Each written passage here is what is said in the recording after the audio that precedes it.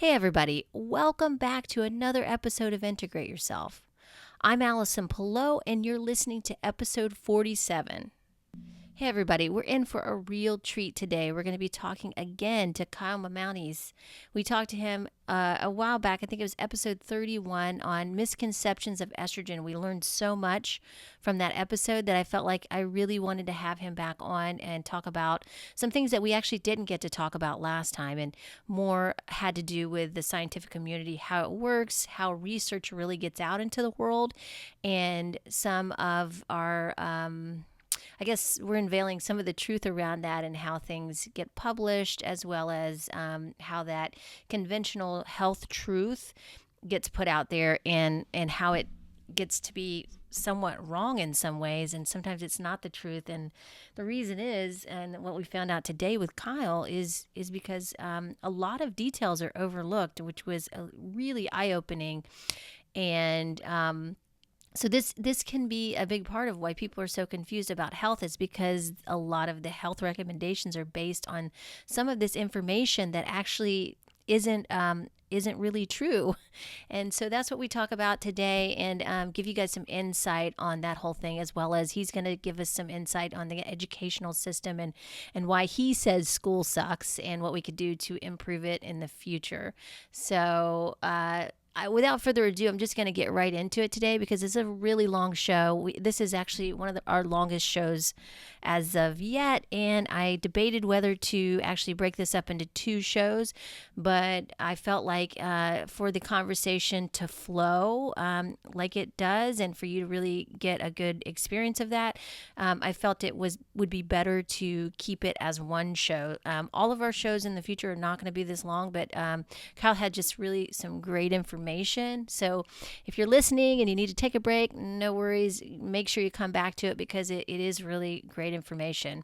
So without further ado, here's the show.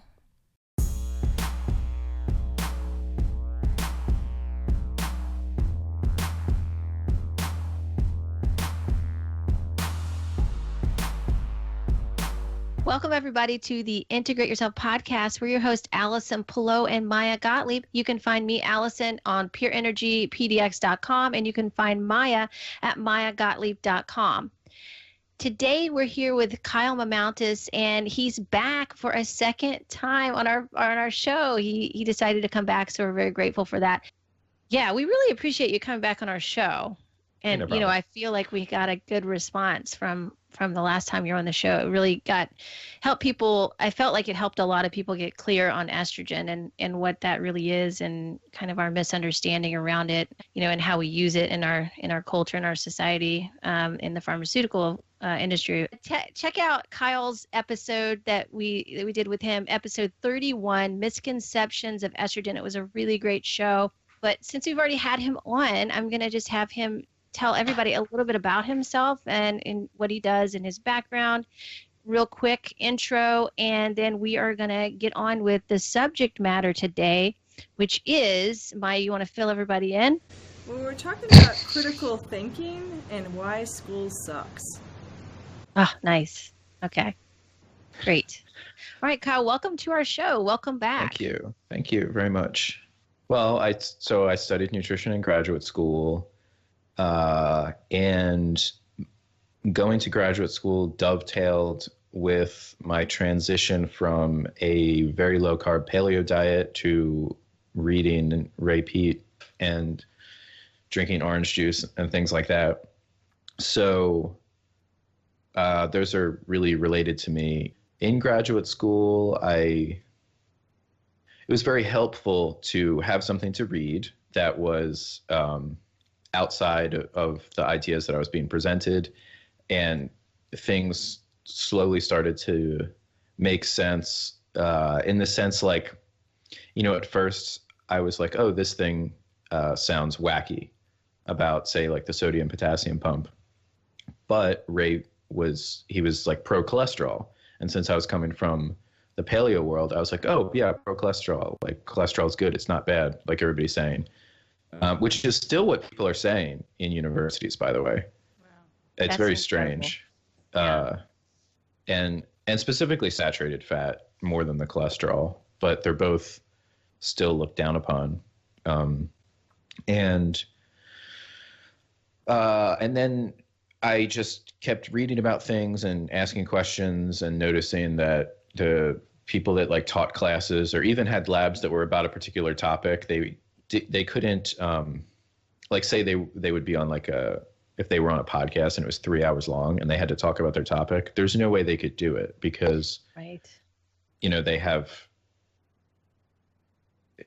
like, there's all of these closed doors about their story, about their topic. So if you ask them, oh, and then why, and then go, oh, that's not really my area, or no, it just is this way. And to the point where it starts to feel like, so do you know anything? Like, how do you know that, you know, this is real at all? So I was able to survive graduate school without getting what Ray calls the authoritarian, I guess, thing, which I think is a little, I understand what he means by that. It's kind of like when he uses gene theory. I think I would use different words, but anyway. What words would you use instead to, like, if you could bit? I think when he says gene theory and like computerizable information, like in that herbal doctor interview that you sent me, he means discrete versus, or digital versus analog. Okay. Yeah. Like, because he's never really gone into this, but sometimes one almost gets the impression that he like doesn't believe genes are important. Which, and a lot of people, I think a lot of people that read his stuff get that impression, and they'll say that.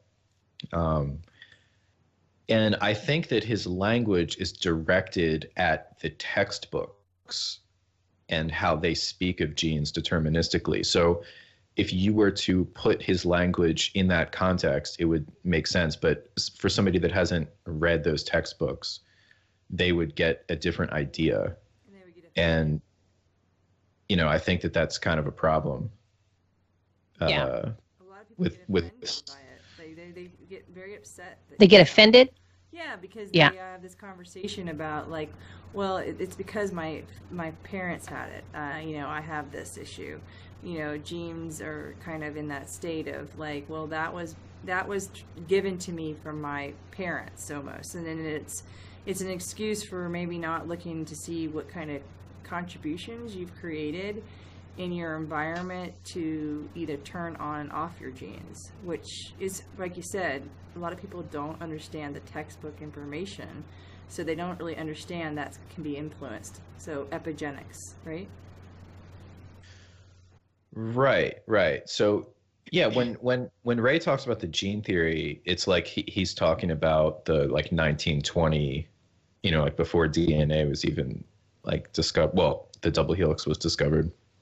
So I think it confuses a lot of people, because what has happened, and this ties back into what I've noticed with science, is so the original gene theory, like the neo-Darwinian theory, which would be, you know, they would say something like you could starve a woman when she's pregnant as long as her pregnancy is taken to term and she gives birth, the genes will determine, you know, what'll happen to that baby. They'll achieve a certain, assuming they are not starved like completely to death, they'll achieve whatever health outcomes they're supposed to achieve. And then they slowly modified it over time, rather than just saying, okay, that was wrong. They go, oh, well, and then they came out with things like the recommended daily allowance of, you know, to prevent gross, malnutrition. And then it became, okay, as long as you achieve these basic minimal levels of all of the nutrients, then you'll achieve your genetic potential, which is like fairly rigid. And then it became, oh, well, you know, there's different times in pregnancy when the different organs are being developed. Like that's the Barker hypothesis of in utero programming. And, you know, if a woman is, you know, particularly stressed or ill or doesn't have good access to food at different times in pregnancy, it'll give the fetus when they grow up a greater chance of having this or that disease. And then the whole epigenetics thing came out, and now there's like microRNA and like all kinds of like really cutting edge molecular stuff that people are talking about. So there's been all these like really small adjustments rather than just saying that the original idea was wrong and starting from scratch. They just keep adding things on. And it's easy to see why they would do that. But what's happening is that the idea about genes and genetics is coming more in line with like what the things that Ray says anyway. So what like a modern person would learn about the gene theory in a textbook isn't really what he's criticizing the same way as I think like when he was younger, the way people were talking about it. I see. Yeah, that makes sense. So do you think It makes a lot of sense. as he's progressed in his older years and he's become a little more, I guess mature in knowing that, certain types of information is hard for people to take in. What do you notice the most about what he's saying now? Like, do you have any kind of, about his process? Like you said, he takes information from a textbook, but then he basically has a different approach to it now.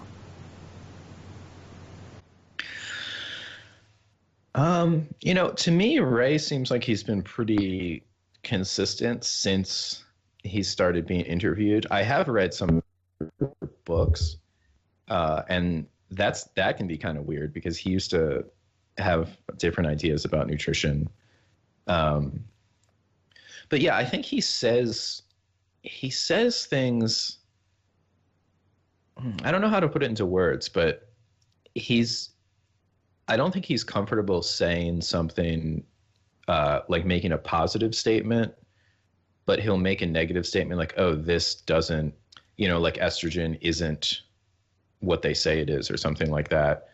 But he very rarely says like this like causes this completely or anything like that. So No definitives, you mean?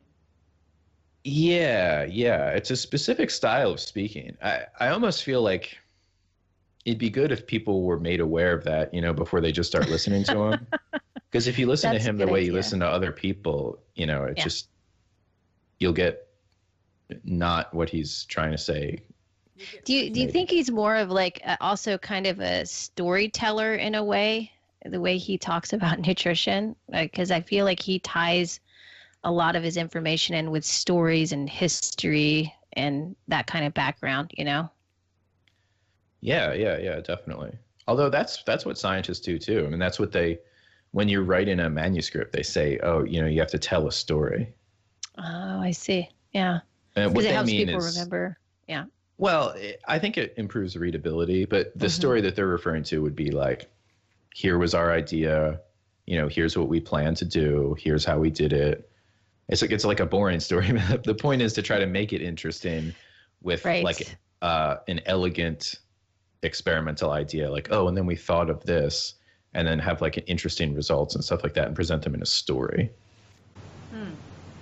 So what do you think about critical thinking? Like, let's maybe give your definition of what critical thinking is and why you think it's important and what it really means to you in terms of like reading science papers, deciphering what you're reading and stuff like that. I do not have a definition for critical thinking. Okay. To me, it's like, it's just, who was it that said about pornography? They were like, it when you see it. I remember that, but I can't think of who said it. Yeah. I think it was actually a politician, and they were talking about like banning this or that. And people are like, oh, well, how can you, define? Yeah. Because if you're talking about banning something, you can't really just be willy-nilly about the definitions of the categories. And somebody at some point said, it when you see it. And that's how I feel about critical thinking.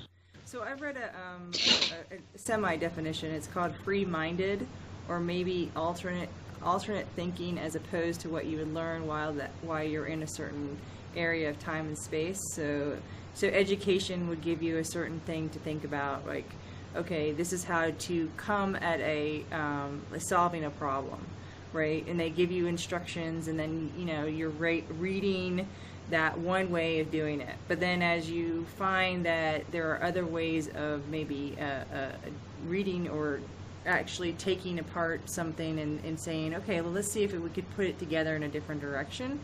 That critical thinking is part of that way of learning how to do it your way, I guess, or adapt to it. Would that be kind of something that you would agree with, definition-wise? Yeah, I guess so. But sometimes I feel like, you know, I don't think people should try to be contrarian just for the sake of being contrarian, you know? Like some people are like, oh, I'm just a free thinker. Like, don't tell me what to do.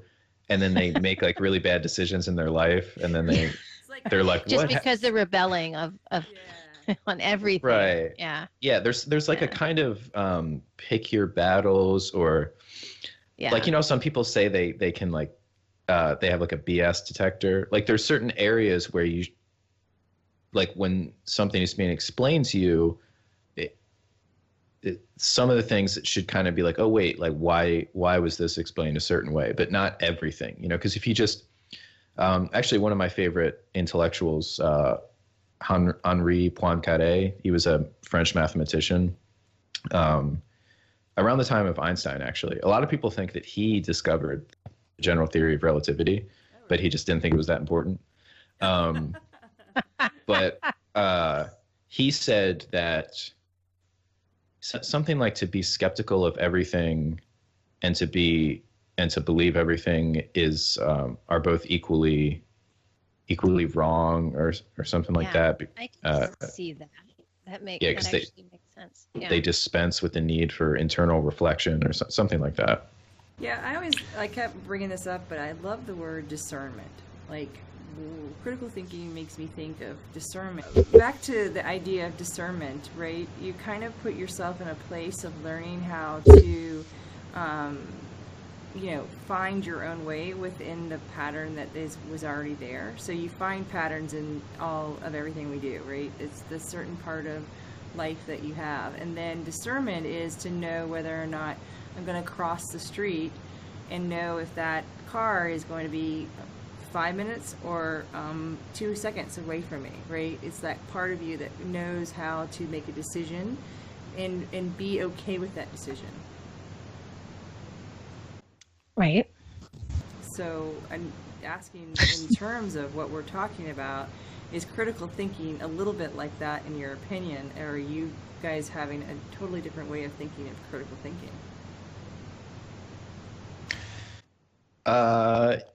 Yeah. But like, you know, taking the external information that you're being given and like constantly weighing that against your sort of internal like judgment machine and setting course, and, you know, making sure that there's not some kind of really weird incongruency between those two things.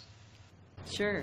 So, I mean, we're looking at it in the similar situations. So I wanted to know how you do this with your science. Like you have a background in science, and you actually were talking about your papers. So I was wondering if you want to talk more about that. Yeah. Tell us what your passion is, Kyle. Yeah. So I have a few anecdotes actually about this kind of thing. Okay.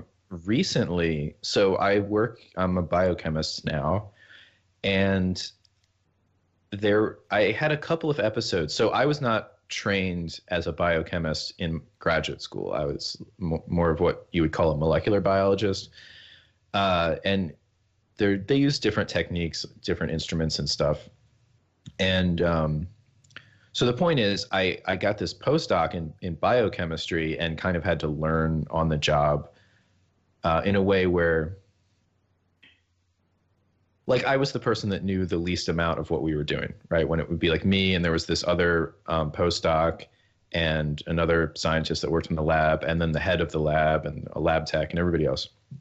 And there were a couple of times, and one that I remember specifically, we were performing this experiment, And it was, so most of what we do are spectrophotometry readings, which is a machine that looks at things change color, basically, over time. So if you have an enzyme that has a color to it, or it acts on substances that have colors to them, and the color will change or go away as the reaction takes place, then you can measure the reaction. You can measure its rate in different conditions, like change the pH and see if it speeds it up or slows it down and all that kind of stuff. So let me ask you a question before you move on. What okay. would that application be in the real life? Like, if you took what you do, where does it help? What does it give people? Because for me, it just reminds me of a science project that I had to learn, and then I totally didn't know why I was learning it. So, like, could you give an application of why that's important to know? Yeah. So one of the enzyme that I'm working on now is a glycine oxidase. So it oxidizes glycine, and I know that there are lysine oxidases, so enzymes usually from a bacteria that are studied and isolated that oxidize lysine specifically, the amino acid lysine. Mm-hmm. And sometimes those are used, for example, in the food industry. They would have kind of like a glucometer for blood glucose, but instead of measuring glucose, it'll measure free lysine with a lysine oxidase, because that's how those meters work anyway, is they oxidize the glucometers.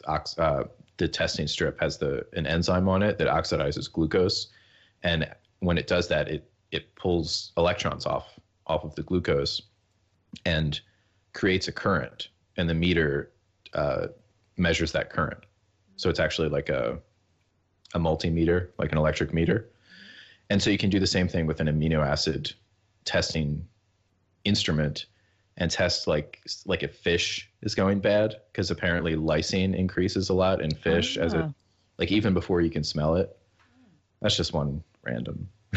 It's pretty useful. And it's useful because if you can get something that is specific to that one amino acid, you know. Oh yeah. So and that works in the room temperature and the pH of fish.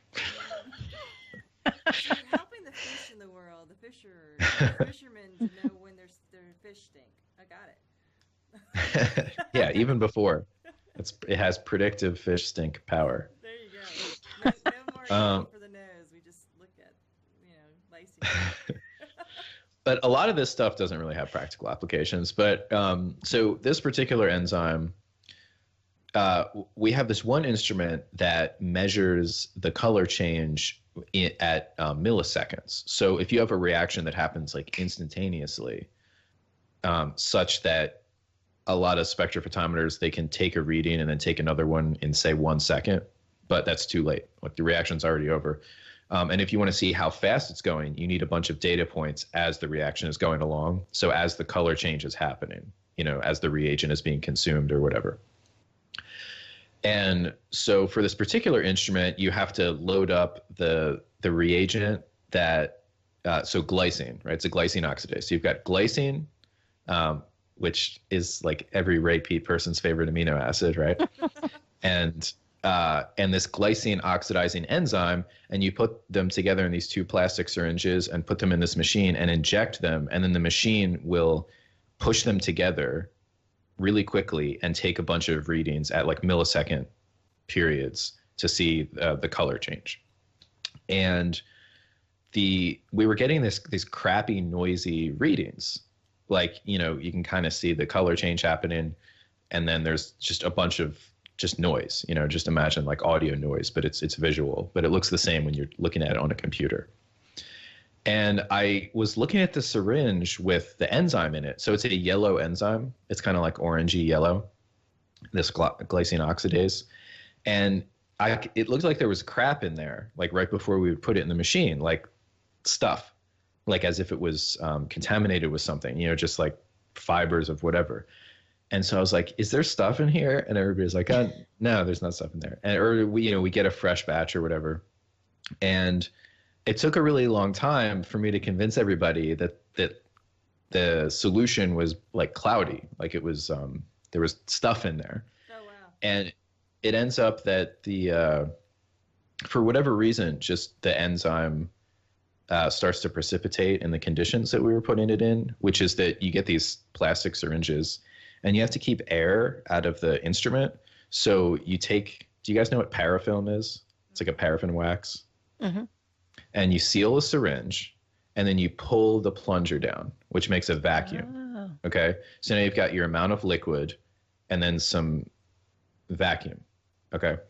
And then what happens when you have that vacuum is if you flick the liquid, then the dissolved gases in the liquid will start to escape into that vacuum to fill the vacuum.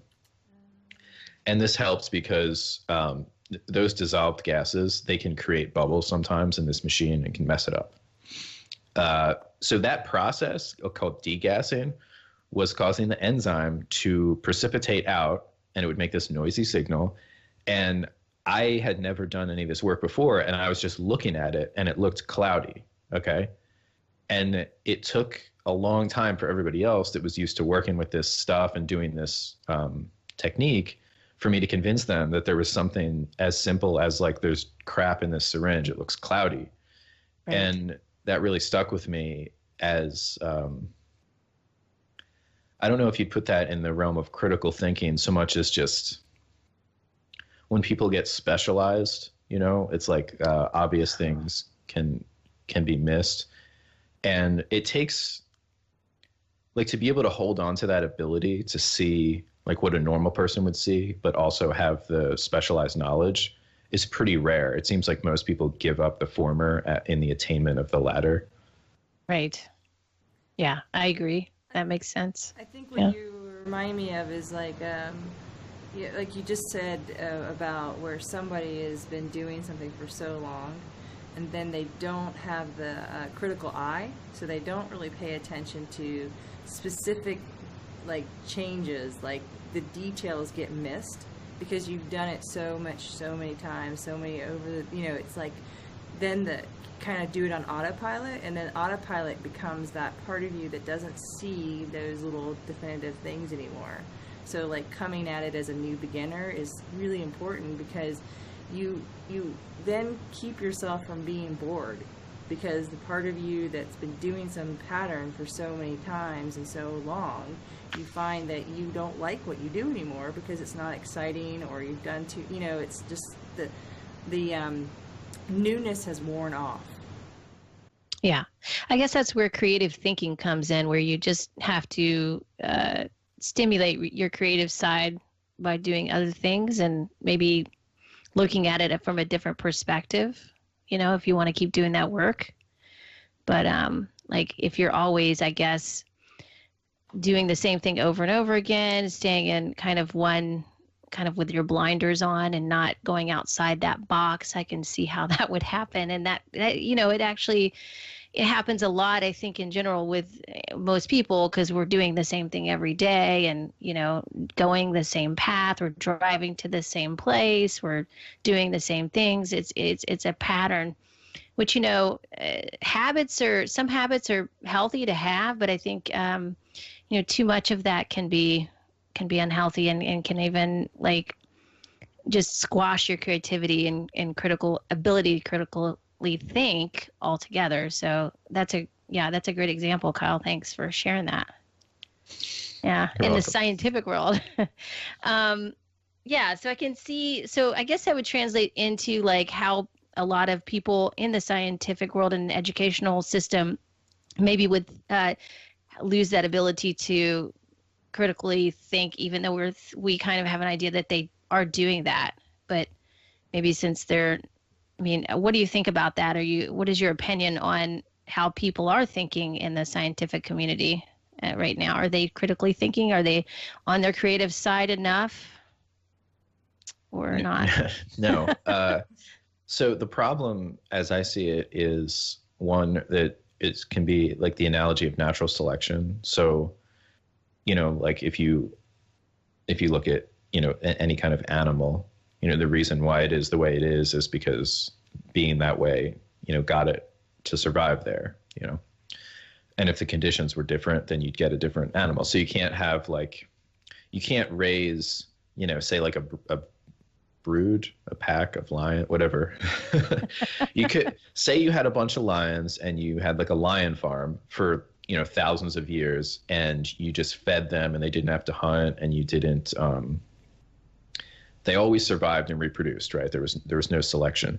You probably wouldn't have lions that have the same qualities, as the lions that we know, right? And it's sad that some lions die as cubs, and it's sad that all that stuff is sad, but that's why, the lion and all the other animals are swift and all that. So, what gets selected for in our school system, like from the earliest level, and then perhaps even more intensely, like in science and research science, is definitely not critical thinking at all. Like, it's the ability to fill out a lot of paperwork correctly and to like submit it to some higher authority for, a degree or permission to do something or grant money.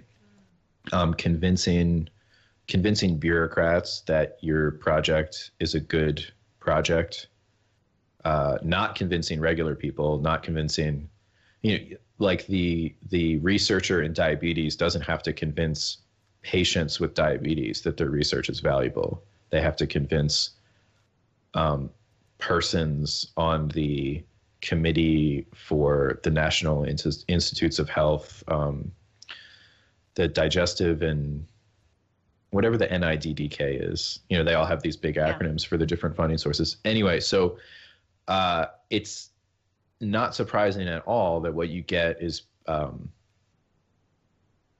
people that they conform to the structures that they're selected in. So they're good at certain things, they're not good at other certain things. And, they quickly get like defensive about all that kind of stuff. I mean, people never talk about, like the website Retraction Watch. Retraction Watch? Is that what you said? Oh, you've never heard of that? I feel like I have heard of it, but I can't remember what it is right now. Yeah. It's when papers are retracted for like being, fraudulent or having some sort of major mistake or something like that. But it's kind of like, okay, so, like the idea of the police, how it's like they serve you. Yeah. That idea.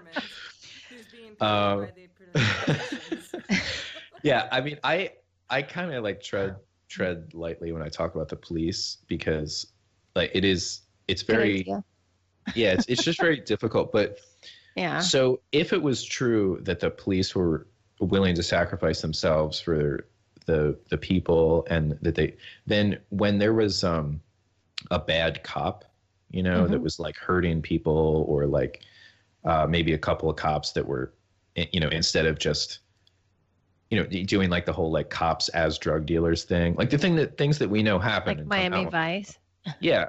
Then all the good cops would immediately rat them out and say, this guy's got, but they don't do that. It's like an insular protective thing. Is it really like that, or is that just a Hollywood view of it, do you think? I mean, I sometimes there's plenty wondered. of true stories. Really?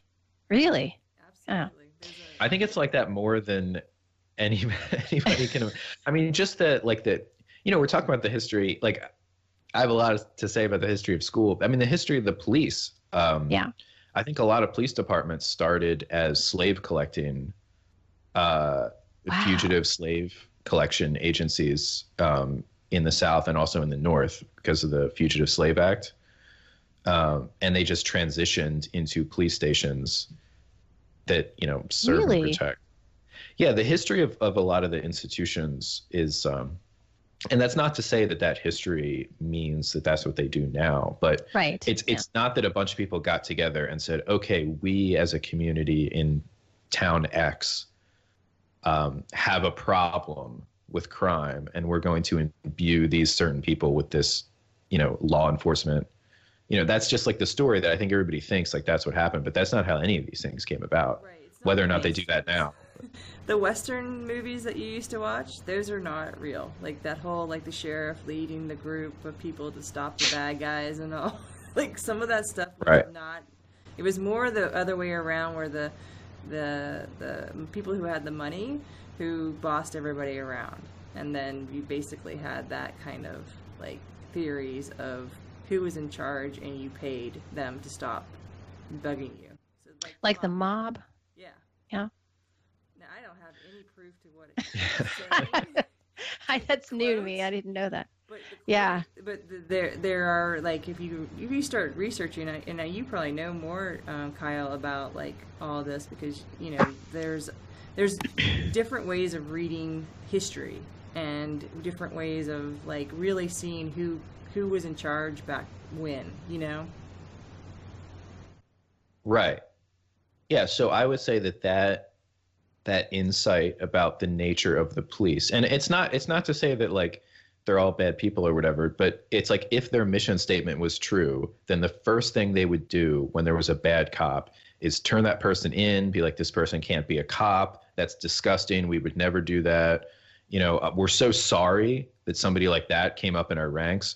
That's, I mean, like, do I even have to say that's not what they do? Like, it's like, would they ever apologize? You know what I mean? It's like, if I produced, like, if I was,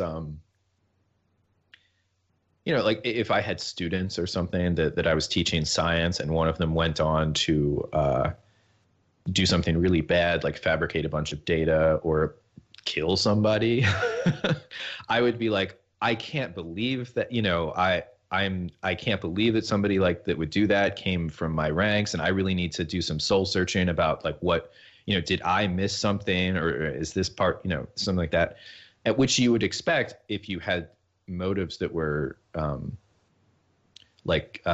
true or whatever, like good moral motives about what you're doing. And so I think the same thing is with the scientific establishment. Like they, like we saw it with the climate gate emails, you know, like their biggest concern was, oh no, like this information is getting out, it's going to make people skeptical about global warming. Like their issue, that's already happening. Well, this was back in like 2007.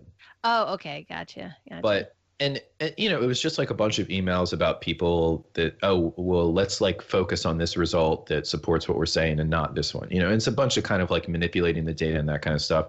And again, that's not to say that they're all wrong and they're all liars, but none of their reactions were, oh my God, I can't believe this. We would never do this. This person, you know, shouldn't even be able to do science anymore. That's the complete wrong way of thinking. Their reaction was, you know, circle the wagons and kind of be like, this isn't a big deal. There's nothing to see here. You don't understand. What'd you say, Maya? The lawyers that come in and tell everyone, you know, nothing to see here, you've got everything, and they, you know, push that whole part of the, like, it's not our fault kind of thing away. Right. Yeah. So, and just that if their motives were to spread truth, then they would be aghast at, you know, people that were talking about manipulating, you know, and they'd be like, oh my God, I can't believe somebody like that came from our field, and this is such an embarrassment, and we need to increase transparency and not decrease transparency of what we do. That would be the response if they were trying to, you know, spread truth rather than some other thing. And so I think you could just look at the whole scientific establishment, you know, medical, it's all very intertwined. Yeah. Right. Yeah. I was going to say secretive, but it's not even that it's like secretive. It's just kind of this whole combination of like, oh, you wouldn't, yeah. Do you really have to see that? Do you really want to see that paper? I mean, you wouldn't understand it anyway. What's the point? Just listen to what I'm saying. Like, that's kind of the attitude. And it's not the attitude that somebody would have if they wanted to serve you and wanted what's best for you and respected you, respected your intelligence, respected you as a person. It's just not how they would act. So I think people should be very aware of that when somebody's telling them something like, does this person respect my intelligence? Right. Well, why do you think that is? Are they trying to cover lots of things up, or what's your take on that? What's your feeling about it? Or they just don't I don't know, or they just don't feel like explaining it to people? I mean, what's the deal with that? Well, a lot of things aren't explainable because, I mean, just a random thing like anesthesia, that's not really explainable, like how that works. It like there's not a receptor, you know, for those chemicals, and it's very like, Right. I think that's one of the reasons why anesthesiologists make so much money, because it's like a tricky, it's like an art. You know, Yeah. they look at the patient and they're like, okay, like they're this old and this is how big they are, and they have to adjust, you know, because people die from Yeah, they have anesthesia to all get the it time. right. Yeah. Yeah, it's not just a, okay, what's the patient's height and weight? We're like, you know, oh, we can tell from their blood type that they need this type. It's not scientific like that. It's not understood in that way. And if you, and a lot of things are like that, and so they don't want to talk about it. Like that's not.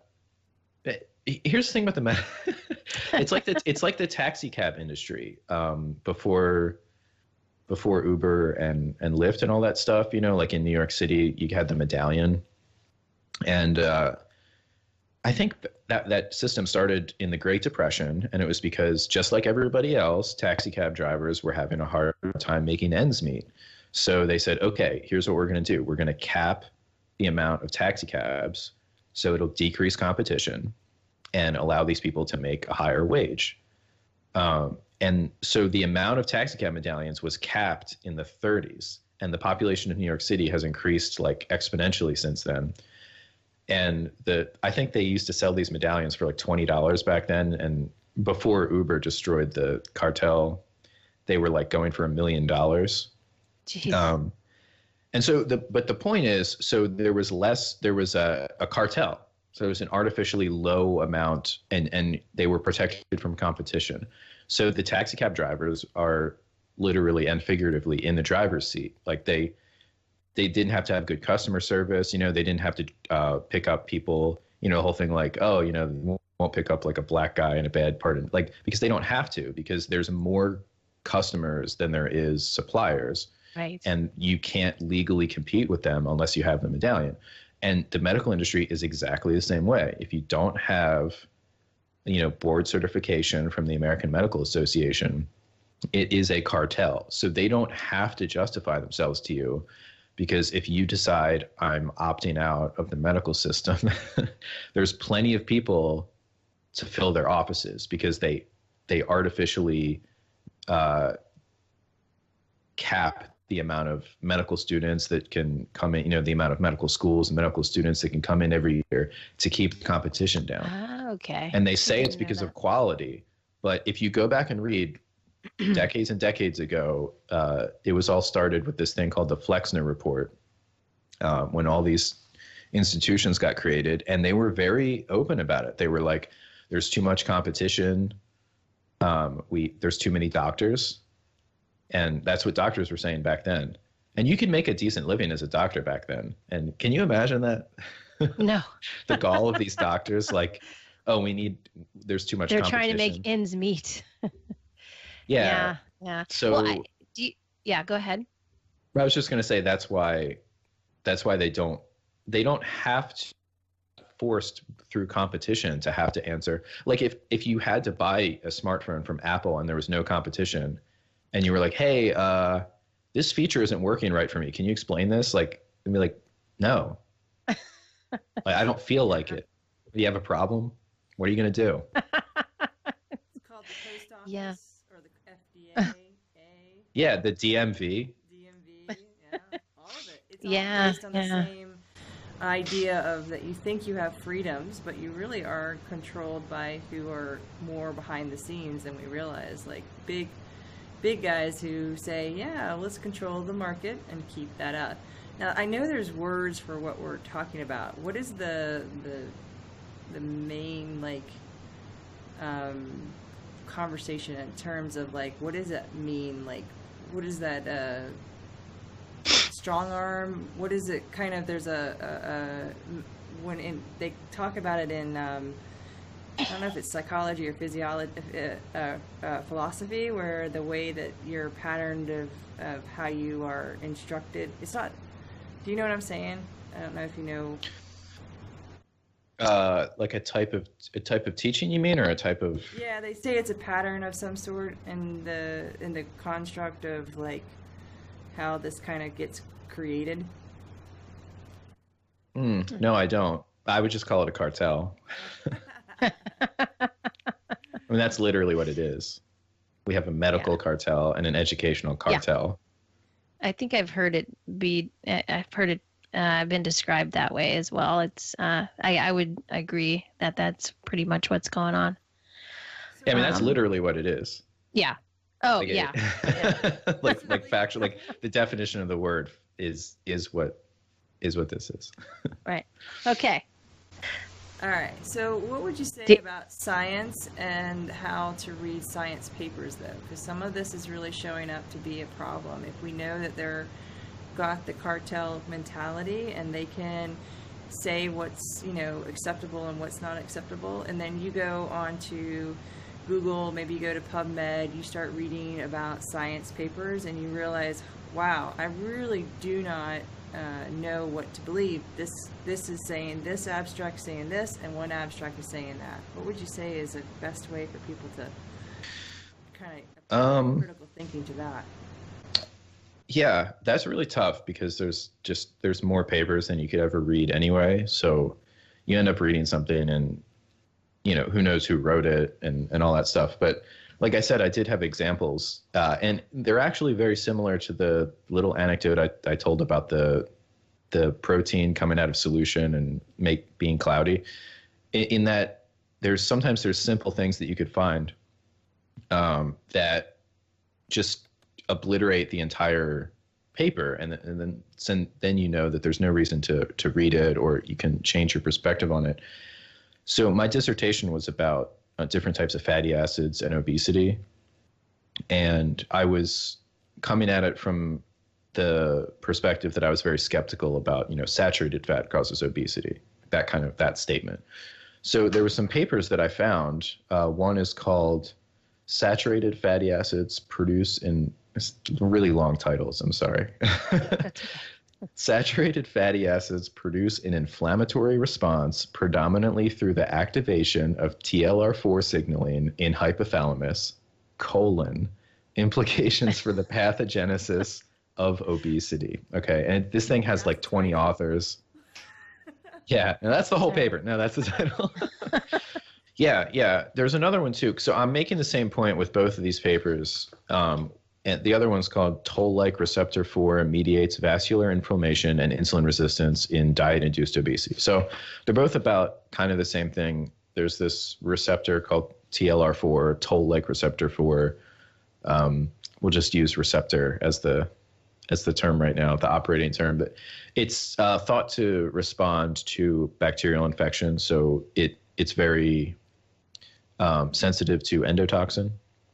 And there's this idea that saturated fatty acids partially activate the receptor as well, kind of like how so-called environmental estrogens can have partial activation of the so-called estrogen receptor. So a lot of receptors, which is why I don't believe in receptors, because they all receive information from like dozens or hundreds of things, right, rather than what their ligand is. So at that point, it's like we need a different word. But so both of these sound pretty technical, right? And if you look at what they actually do, so most people, when they read a paper, they go to the results, okay, where there's like graphs and stuff. I don't know if you can see this, but yes, stuff like that. And so I would say, I don't know, off the top of my head here, maybe I would break 2 or 3 levels of scientific criticism. So one of the first levels, the simple one, something that a grad student would do, is sometimes they would criticize the statistics that are being used, because these things will always have error bars, or sometimes they'll say, oh, this is a representative gel, and representative means this is the one that looks the best out of all the ones that we did. Like they're kind of playing that off as like, oh, this is how it always looks when we do this assay. But of course, what's the one they're going to publish, right? So occasionally you'll go and you'll see, they'll say what their statistical test that they did to create the different significances of the treatments and the different results. And you can go, oh, why did they use that one? Or, something like that. So, but that to me is kind of boring. So I like to go to the methods, okay? Because you don't have to know anything to, not saying that people, not making a judgment on people knowing things or not knowing things. But so this one paper, so it's basically saying that saturated fat activates this TLR4, toll-like receptor 4 thing, and causes inflammation. And that is a source of the metabolic inflammation that people talk about with like type 2 diabetes and that whole spectrum of like metabolic syndrome, the things that cause like heart disease and all of those associated comorbidities. And in their supplementary materials, supplementary information, they have their full method. So they didn't have enough space to have it in the main publication. So online they have their supplementary, and it tells you what kind of mice they had. So they actually had transgenic mice, a bunch of complicated things. But then when you get to the diet, they said that they fed these mice either a low-fat diet, and then in parentheses it says 10% saturated fat. So they didn't even really do it. Wow. Yeah, so you got to look at the details there. Well, that's not the worst part. Or high fat. And in parentheses, it says 60% saturated fat that were otherwise matched for calories and micronutrients. Now, what's weird about that? Do you notice anything weird about that description? The part of the 60% or the 10%? So it says low fat, in parentheses, 10% saturated fat, or high fat, in parentheses, 60% saturated fat. There's something really weird about that, about saying it that way. Well, it doesn't make sense to what I can't understand it. Like in my mind, like it's like a math problem. I don't understand if it like accumulates to 100 or if it's basically right. Like, how much fat is it then? I don't get it. Right. So the problem is that they're saying it's low fat, and then they're reporting supposedly the saturated fat contents. So they're not even really saying what this fat, like, so normally you would say we used a low fat diet and 10 or 15 or whatever percent of the calories came from fat.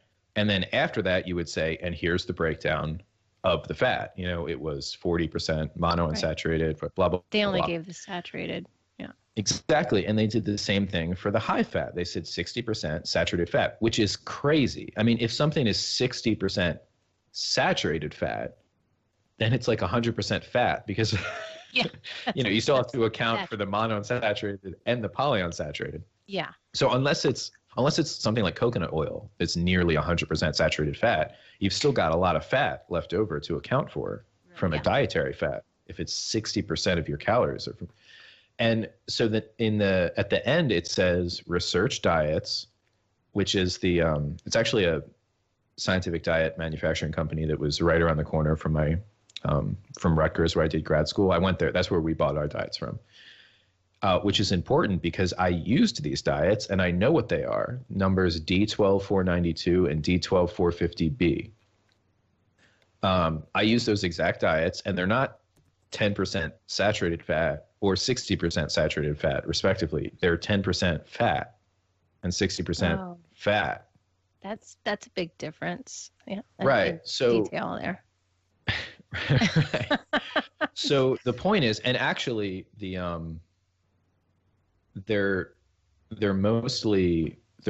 fat source is mostly lard. So they have a ton of linoleic acid in there, a little bit of monounsaturated fat. They're pretty balanced between PUFA, MUFA, and saturated fat. Mm-hmm. So all this technical analysis that they did, and then they say, oh, look, it was caused by saturated fat. They literally just wrote saturated fat. It's like they read the label and it said 60% of calories from fat and put the word saturated in there. Right. And it wasn't. So. This is so awesome because. Yeah. You know that the thing I just sent you about that workshop thing? So Yes. I put the stuff about saturated fat, and I just found this article from somebody else who wrote about the diet heart hypothesis and why it is actually based on assumptions and observational data on animal studies. But it really, what they did was they took saturated fat raises cholesterol, right? So the idea of that was A causes B, and the cholesterol causes heart disease, and B causes C, then that means saturated fat causes heart disease, which is A causes C. And the whole idea is the hypothesis was based only on assumptions. So this hypothesis. Thank you. Hypotenuse. Whatever. This idea was turned into public policy in 1977 before it was proven to be true.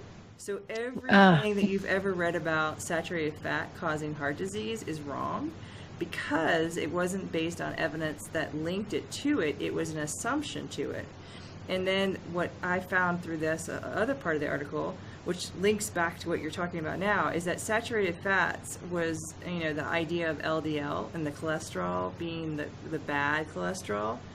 And no one talks about this, but the idea that LDL actually has two different types of LDLs, and the ones that they have found some issues with is the small LDLs, right? The small LDLs basically are the lipoproteins that penetrate the arterial wall, and that causes the heart disease, right? And that comes from starchy carbohydrates, correct? Right. But the saturated fats actually are large and big, and they don't penetrate.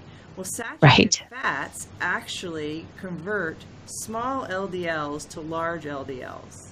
So basically, if you take out your saturated fat, you have no part of that particle to be changed over to the larger density ones. So back to what Kyle is saying in terms of the research, he's like they just dropped in and said, hey, we want to make saturated fat the bad one, right? Put everything that's bad saturated. Cool. Do you think it's that for that reason, or do you think it's just out of just ignorance in a way? I don't.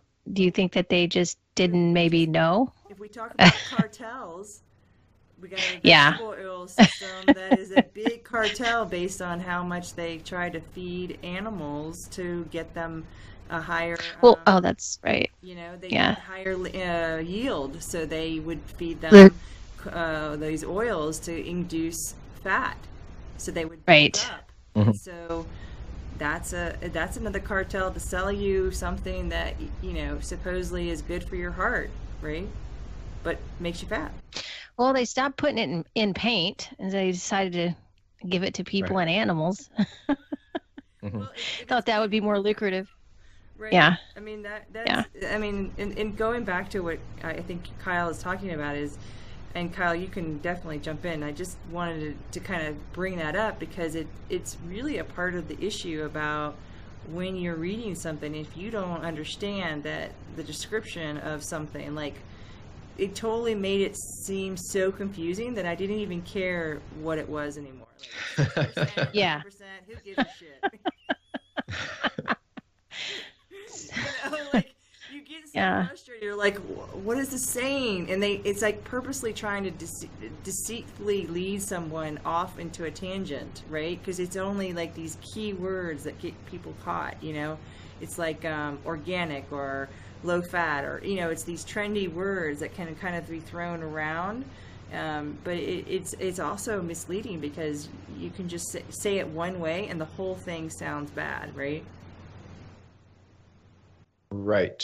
So they have this whole paper with a lot of like technical experimentation that they did, and the results they got, could be valid, but then they say, oh, and this is due to this saturated fat that we gave the animals, and it's like you didn't give them saturated fat, so like, it doesn't matter. Like you did all this stuff, and it's almost because they had all these technical things to do. And I don't even remember what they did. Probably a lot of ELISAs. With causality, like the relationship of cause and effect, like the principle of it is, it can be biased based on how you equate it, you know, so like I just said, like A plus B equals C, but then if you take A and, you know, you're kind of bringing this, you know, blanket of assumption, and you know, that relationship between something that happens or exists didn't really happen. It just was, I'm going to conclude this. Yeah.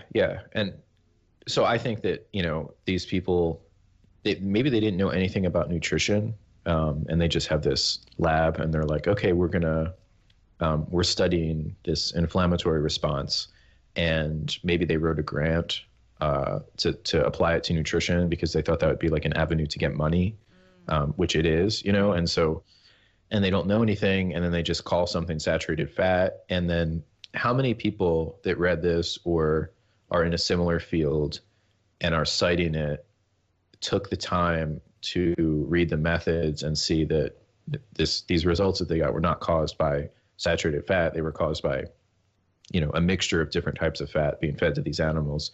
Like nobody. Yeah. I would bet, you know, a lot of money that I'm the only one. I know I've done this. I have cited papers just based on the title, because when you're writing in academia, you don't have like you're in a class and you're writing like a mock grant proposal or a paper or even your own dissertation proposal.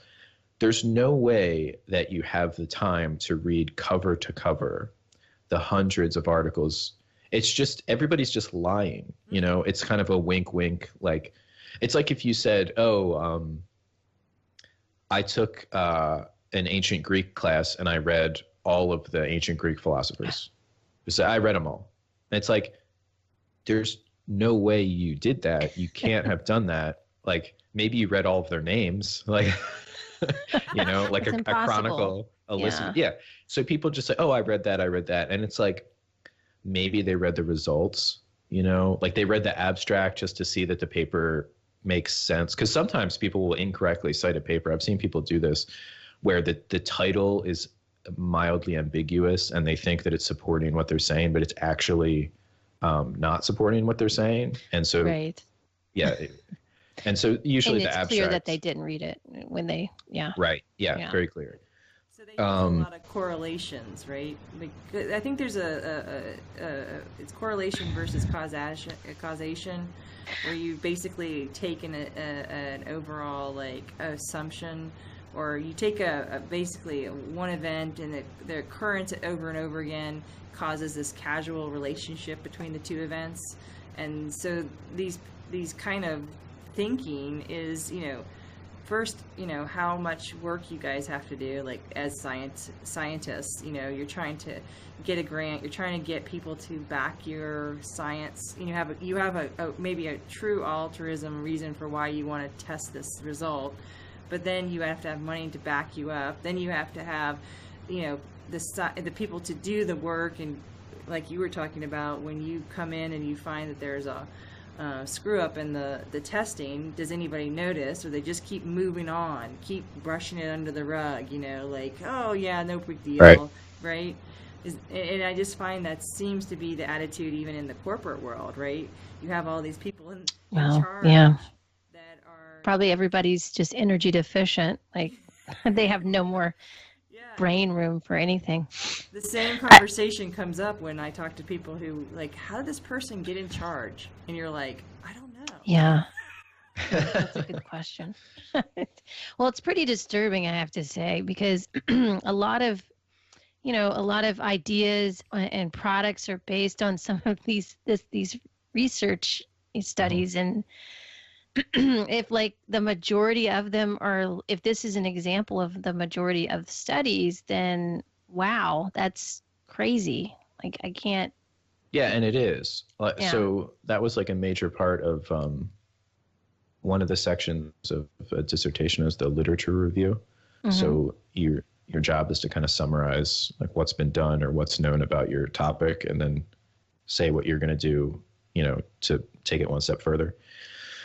And just about, I mean, some studies are good. They'll say exactly what the breakdown of their diets are, you know, and but even when they do that, even when they do a good job, a lot of times, like the other paper I was going to reference, it says that saturated fatty acids do whatever it is they found out happens in their particular study. And let me just refresh myself. While you're refreshing, can I ask, do you have any names of people that are reputable or companies that you kind of see that people who do some science are fairly credible? I don't know any companies. No companies. There was one of my favorite papers to cite in graduate school was this really big epidemiological study done by a group that was run by a guy named Joe Hibbeln, Hibbeln. And he's actually from the Navy, and he was a psychologist or psychiatrist, one of those two. And he did medical research on depression and omega-3 fatty acids. So he was one of those people that was saying, that people are deficient in omega-3 fatty acids and have too much omega-6. And this is bad for mental health outcomes. And he eventually got his group, he just attracted grad students, I guess, that would, I don't know if he had a lab or what. He was in DC, like with actually working with the National Institutes of Health. But he had this one person, I think Alvheim was the last name, Alvheim. But they did a big study about the consumption of dietary fat from 1909 to 1999, and the difference. And they had this difference in soybean oil consumption went up. I use this over and over again because sugar consumption from that time over the 20th century, it went up like 60% or something, which sounds like a lot. But if you look at like vegetable oil consumption, it went up like 100,000%. Oh God. It's like this huge number. It was like an insignificant source of calories at the very beginning of the 20th century. Like people just didn't make, soybean and safflower oil. It wasn't really an industrial product the way that it is now.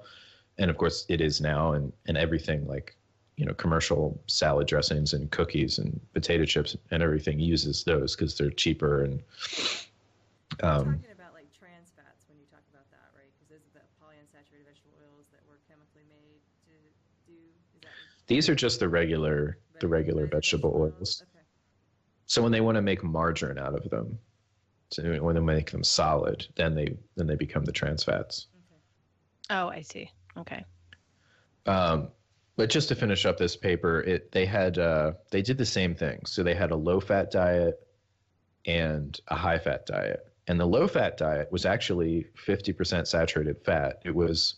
They used different units. They didn't use percent calories. It was 4% of the grams were fat. So since fat's not calories per gram, that's probably about 8 to 10% of the calories from fat. Oh wait, no, it'd be less. It would be more than that because fiber, whatever. And then it says in parentheses, 2% of by weight is saturated fat. So 2 of 4 is half.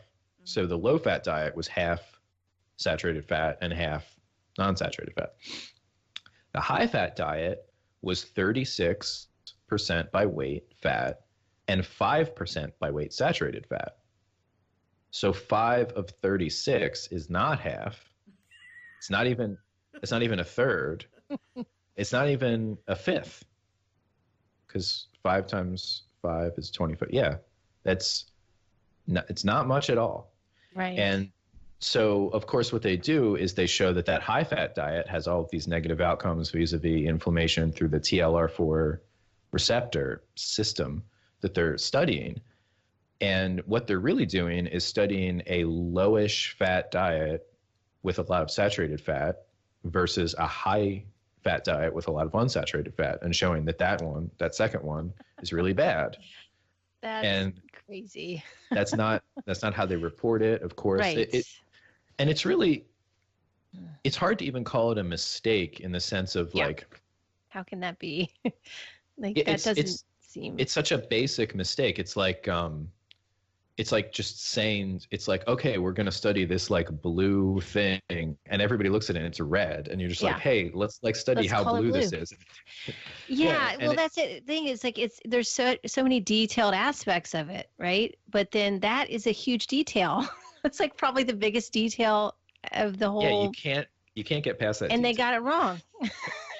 Right, that's the most important part. Like if you're going to say X causes Y, right? You can show Y all you want, but if you didn't actually apply X to it, then you're done before you even start. You can't go anywhere with that. Right.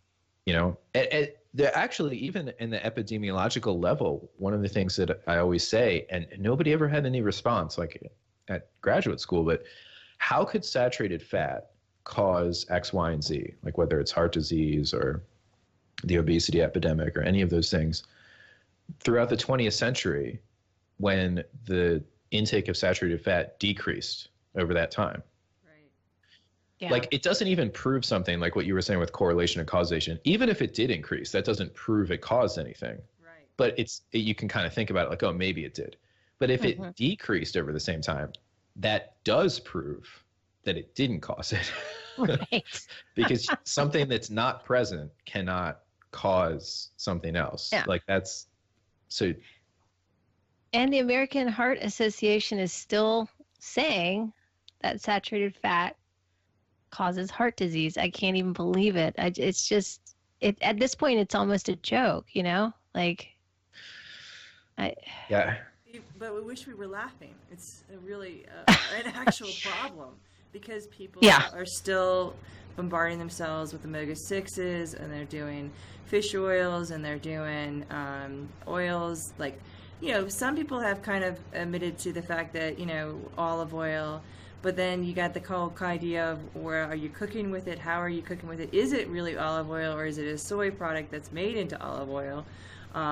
You know, that kind of like issue comes with, like, you're still causing your low thyroid and your liver dysfunction. So it's kind of not, it's kind of funny and kind of not. You know, we got to kind of get past all this somewhere.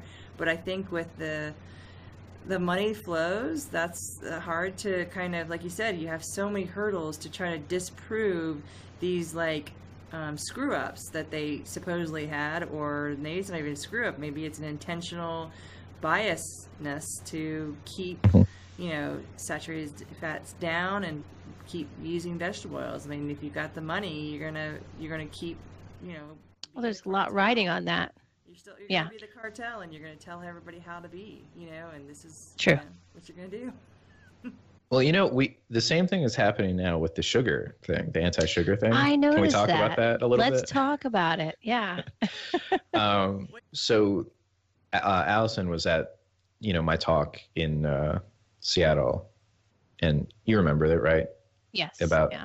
And one of the big points was that sugar consumption has gone down since the turn of the century, you know, from the 20th to the 21st century, but type 2 diabetes has continued to increase, and that it's not quite as bad as the saturated fat causes heart disease thing, where it's just negative correlation throughout the entire timeline that's relevant. But if sugar, you know, was a primary cause of type 2 diabetes, then it's just really extraordinary that it's like phantom. It's able to cause it even as it's being decreased in consumption, you know, make the rates higher and higher. I think I actually put that like on Facebook, and Denise Minger, like in one of her things, and she was like, I guess we didn't know how bad it was, like making a joke, like it's still, even though sugar is starting to decrease, the intakes of sugar is decreasing, and diabetes is getting worse. It's like, well, I guess it caused more diabetes than we thought. Like even when it's going away, it's still causing it. Oh. No, well, she was joking. Yeah. But, okay. Because I was going to say, I'm pretty sure she doesn't believe that. I think I've talked to her about that. Yeah. Yeah. Yeah, and the problem is then also Alzheimer's and dementia are increasing as this whole idea of sugar is bad. Right. So the point is, that's like one of these really easy things to grasp that is kind of irrefutable. Like if you have this, if you're hanging your hat on this, like sugar causes this other thing idea, and the sugar consumption goes down and that thing doesn't go down, it doesn't even stay steady, it still continues to increase at a similar rate as it was before, then that is a huge problem. And that's like a theory ending problem. And I emailed to you guys that I'm embroiled in this thing about the extended manuscript for that talk. Uh-huh. And so the paleo movement is basically has taken the baton. Somebody actually made this meme of like two racers handing off a baton of bad science, and the racer, wow. Yeah, it was like the racer handing the baton was saturated fat causes heart disease, and the one picking up the baton, and the baton said bad science, was sugar causes obesity or diabetes. And that's exactly what I see happening. It's so crazy. That's a very good, yeah. So, well, and then in the argument I've heard is that there's this one thing, it's kind of like, it reminds me a little bit of the China study where, you know, they have this evidence that came out that the sugar industry paid off somebody to be quiet about it, or, you know, about, I can't remember the details now. I wish I could. Now it just went blank. But have you heard that argument, Kyle, where they paid somebody off, and so now like they're evil? Yeah, I mean, people get paid that's another thing. Like this whole paid off somebody to stay quiet about some research about sugar, like that. Right. Yeah, about how it's bad for you. I'm sure that you could find that somebody got paid, you know, yeah, about everything. So like if you want to say, oh, this thing is evil, it's like you could find somebody that got paid to say anything. Right. and that's the argument I hear over and over again, that same thing. And I'm thinking to myself, well, you know, I mean, you know, I get, you know, if you're doing studies where people are only eating sugar and they actually can't handle sugar, they're not able to metabolize it well. I mean, I suspect you'll probably get some studies that are finding that people are, you know, having a hard time with that, and they're not healthy, and they're having a hard time, you know, regulating their blood sugar. Again, it's what context they're using it in, you know, and what kind of people they're studying. You know, are they studying healthy people, or are they studying people who who don't have great metabolisms, you know? Right. And that's the point. That's the thing that's holding up this manuscript. So, you know, I sent it in and I got that review back from, Feinstein, Richard Feinstein, the not the famous dead physicist, but the like anti-carbohydrate biochemist. Okay. No, not Feinstein, Feynman. Oh, okay. Excuse me. Yeah. Feinman. The famous physicist was Feynman. Anyway, so he basically just said this paper's garbage. It needs a rewrite or whatever. He didn't really have any real criticism. So I sent back a pretty nasty email. I was like, this isn't a review. This guy's career is built on, you know, carbohydrates being bad, especially sugar. Why would you have him review just, you know? And then so the guy that runs the journal and the Ancestral Health Symposium, Aaron Blaisdell, he said, okay, I'll get somebody else to do it. And so then he sent a review back a couple weeks later from an anonymous reviewer. So, and it's like, okay, so not that necessarily means anything, but it's just funny. It's almost like he learned from that first thing to just not tell me the name of the person. Because anybody he's going to know is going to be anti-sugar, because everybody in that world is anti-sugar. He can't find some, like, even in mainstream, like it has reached the mainstream now to be anti-sugar. So it would be extraordinarily difficult for me to find somebody to review a paper that is not biased against sugar. But anyway. Yeah, it is spreading. It's growing, the number of people that believe that. And again, like, you know, it very much reminds me of the saturated fat thing. I mean, I think they're just running with this kind of biased research that isn't really telling the whole story. about. You know where you could go Yeah. is the neurology departments, because neurologists know that the glucose is part of the function of the brain, and how and there is the guys who do explain pain. I don't know how much they do nutrition, but they do know how often the brain is being activated by the nutritional depletions of things. Maybe you could kind of go there. How about like Zachariah or somebody? Yeah, I mean, I would go to the doctor, Dr. Cobb. He's he's very much knows much about the repeat theories and stuff, because Zachariah and other people that are doing it, and they basically are going to do like a nutrition with that theory of it, about Ray Peat's work and stuff, and Hans Ehle and other people. But, maybe go into that direction to find someone who could really be less biased to not sugar being a bad. Oh, I don't need somebody to review it. So I'm pulling the submission from I see. from Aaron's journal. I don't want to deal with it. But maybe it's really... Maybe if you even just looked at it, maybe you could find some people that were in the same realm of what you're worked on, because, your work is important and people need to know it's out there, and we have to have some, I don't know, backing to know that, people who are doing science like you guys are really out there, because the more that these, people who are against sugar keep pushing towards, sugar being bad, it's just going to get worse before it gets better. And I'd rather have your work out and someone else's work that is working with you to help us, because we're like, shouting in the wind sometimes, because people are so indoctrinated by their doctors and their cardiologists, their rheumatoids, they're the people that are all against inflammation, and then create this thing about like sugar's bad, and it's like, no, look what's happening to this person. They're becoming more dimensioned. They're having more balance issues. They're having issues with anxiety. They're, falling apart. They're, and people are just like, oh, that's because of my genes. I'm going to rewrite it for just a regular journal and eventually try and get it published. And more people read it there anyway. Like, nobody reads that Journal of Evolutionary, whatever it's called. Oh, really? Yeah.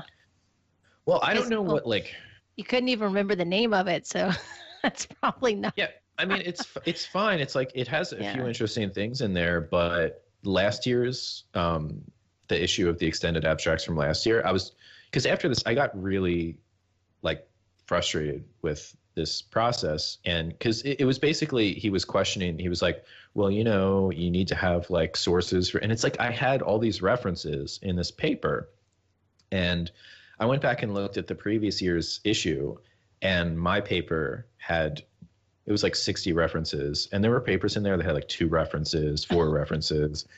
Wow. I mean, some of them weren't saying much at all. They'd just be a page about how shoes aren't paleo, or something really basic like that. Right.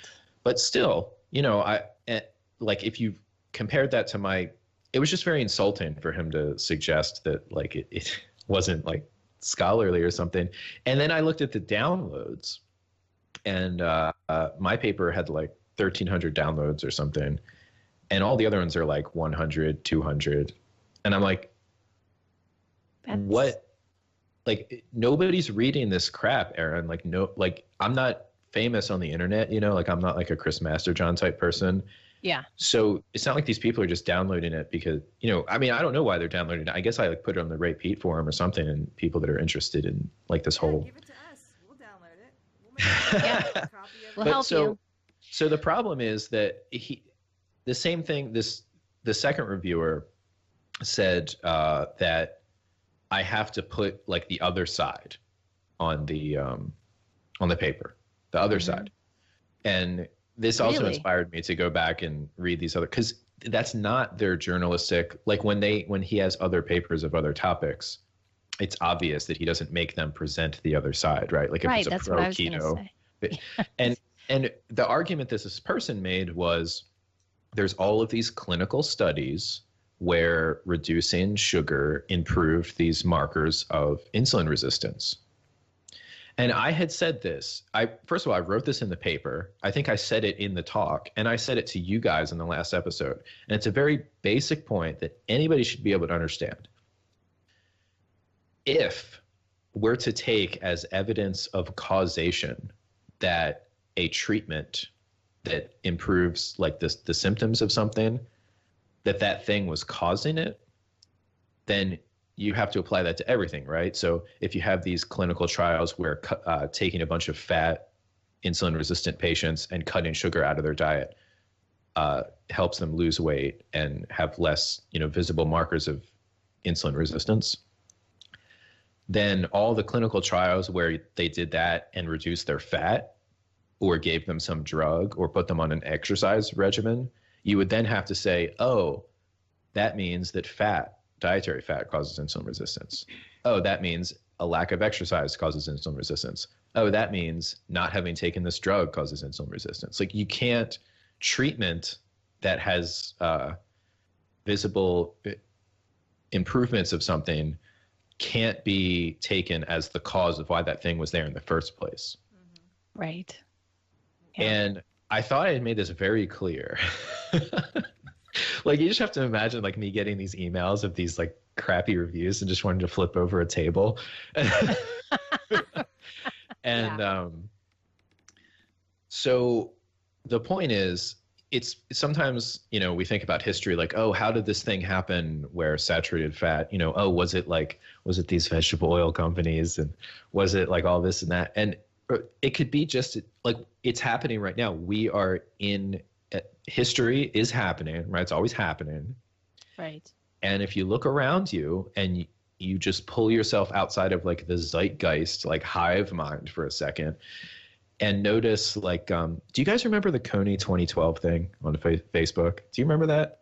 Kony 2012? Yeah, Kony. It was this African warlord. Was his name James Kony? Why do I all of a sudden feel really old? Like, I don't realize so many things. Like, what have I missed? I mean, I know I took myself. Well, this is 6 years ago, but yeah, there was this thing on Facebook that like I saw it popping up on everybody's feeds where they were copy and pasting this video, and it was called Invisible Children or something. It was basically, there was this guy in maybe Uganda, whatever, somewhere in Africa. Excuse me. Not that it's not important, but I just don't remember.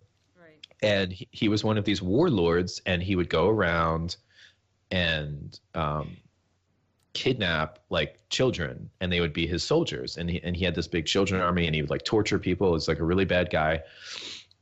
And somebody made a documentary about it, and they were like, oh, we need to go in there and stop this. But he had been dead. Like his thing was done after that was going around. And it ended up being this thing where, you know how like the American military is kind of always looking for an excuse to like go somewhere. Yeah. At least that's my pet theory about the Kony 2012 thing. But the reason why I bring it up is I was sitting, it was like a Saturday, and it was my first iPhone was the 4S, and I was sitting in bed, and I was like, oh, I love my iPhone. It was like my first smartphone. And I was watching videos and doing all the things you can do on a smartphone. And I went on Facebook, and I saw just this proliferation of all these people on my friends list who are not into politics. Like they don't actually go out and learn about things and then post them, were posting this video. And I just got a weird vibe about it. I could just feel like something's weird about this. And a week goes by, and then everybody forgets about it. And then I started seeing some videos on YouTube of like commentators that I like describing what had happened and how this Kony guy wasn't even relevant anymore, and that it appeared like this was kind of a propaganda effort to maybe get like NATO and American forces to like start to infiltrate into certain areas of Africa or whatever. Still though, the people that posted it, they didn't know anything about it. They just saw this thing. They're like, oh my God, children are dying. They just paste this. Right. And so it's the same thing with this nutrition stuff. It's happening all the time. And, because people are tribal, and it is very easy for, like people at this point, sugar is bad for you is at the level of like, that's kind of like, oh, I'm woke. I know sugar's bad. Like it's cool. It's cool to think sugar's bad. It is. Yeah. And You're so so we're at the right about beginning of that. this cycle. Get ready. Yeah. This is the golden age. We're right at the, like, it still has to get, It's peak. like, we still need grandma to buy into it, and then we need some more legislation. Well, like, let's tax soda, let's tax apple It juice. is, the grandmas are starting to buy into it. I have some older clients that, they're already on. I talked to my client today about cheese. Like, she's like, I've been told not to eat dairy and not to eat cheese. She said it, they said it's bad for me. I'm like, no, eat all the cheese you want, go for it. She's like, oh, really? I'm like, yes. I was recently So watching something about where women, there was a nutritionist, is a show about how they looked at people's diets.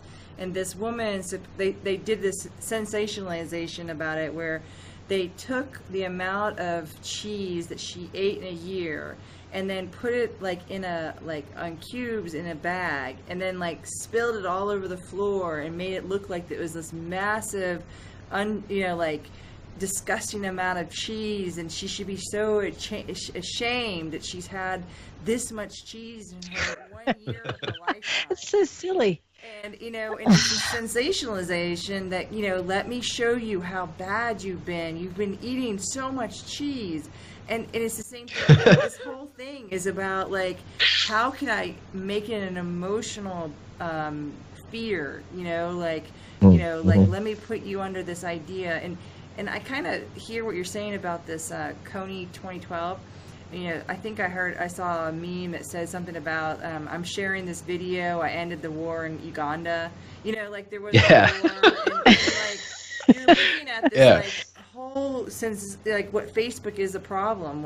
You are taking something you have no idea, and you're saying, oh my God, I got emotionally abounded to this, so I need to spread the word. And then you spread it, and then people are like, did you check to see if this was real or not? And right. No one does that. And some now do, because they like to point the finger back at the idiot that put it out there and go, you're an idiot, so there's that part of that. But it's like reading the title of the scientific article and just, right. It's just going with it. Or so that's why I like that story so much. Yeah. Because science and all this stuff, it's all just that Coney 2012 phenomenon. That is the driver of the majority of kind of cultural things in general, but even, academics like to think, that they're better or whatever, but I have seen it. It is not, they're not better. They do the exact same thing. A lot of people would rather be wrong in the majority during the time of their career, because they know that is safer than being correct in the minority. And so they just post Coney 2012. Well, I was talking, but people are just throwing money to these things. We've talked about these things in cancer, breast cancer, walks and stuff like that, where, you don't know what's going on, but you're emotionally drawn to the idea that you're right. someone. It's the emotional aspect of it. Yeah. But that's why people, as you're saying, it's also it's this. I won't look in the direction of the truth. I know there's a little lie going on, but I'm going to save my butt from having to stand up and say, no, that's not how it really is. And it's sad. Right. I think that in the science world, people, the way that it happens is, if you are of an inquisitive type, intellectually curious, which not many graduate students are anyway, but if you are, there's a comfort in, you have your, the head of your lab. So it's I don't fully understand what we're doing, or I'm not really satisfied with this explanation, but I don't want to sound stupid. I don't want to ask again. I don't want to question this. So, but there's these people senior to me that are vouching for what we're doing, or the results, or the type of techniques we use, or that this diet is 60% saturated fat, or whatever it is, no matter how ridiculous or how really complicated and minutia it is, but if you are not intellectually satisfied with it, you are comforted by other people, especially people senior to you, reassuring you about it. And then you move up in the process, and you maybe become a postdoc, and then you become an assistant professor and have your own lab, but then you still have a committee to answer to. And by the time you're done all of that, right, and you're like in your 50s and you're a full professor with like a big lab and money, it would be akin to committing suicide for your identity to turn around then. So it's, and I don't even think it's intentional. Like, you could see how it could be intentional. Like if a criminal kidnapped a kid and makes the kid steal a candy bar from the store and then says, hey, I'll turn you in, like people do that when they kidnap children sometimes, and they tell them that they're going to get in trouble or something like that. Yeah. You could see how that's intentional, but I think it's just right.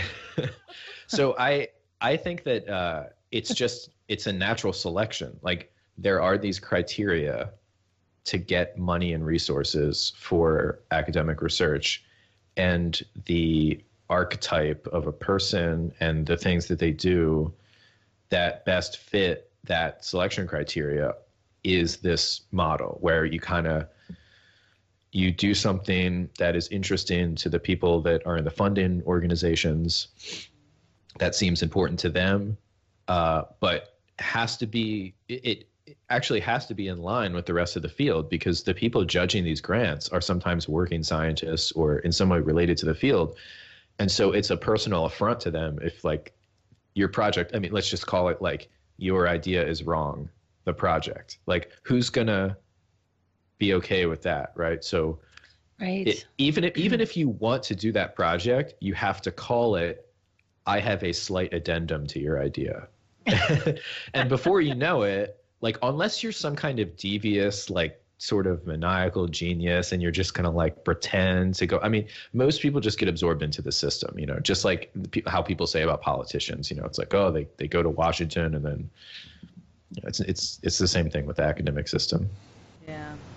And it makes it kind of a sad story, because most of the time the guys like you are the ones that are like questioning small things because it doesn't seem right. You get tired of the monotony of the tribal, okay, we'll just go this way and do that. You just say, screw it, I'm not going to be in this, why am I going to put myself into this department? I'll leave this department. And I think Ray even talked about how he had issues with the biology department versus when he was looking for his area of expertise. He was just like over the top with the frustration of that. So, but that's the problem. We don't get the good guys to stay long enough to outweigh the crap.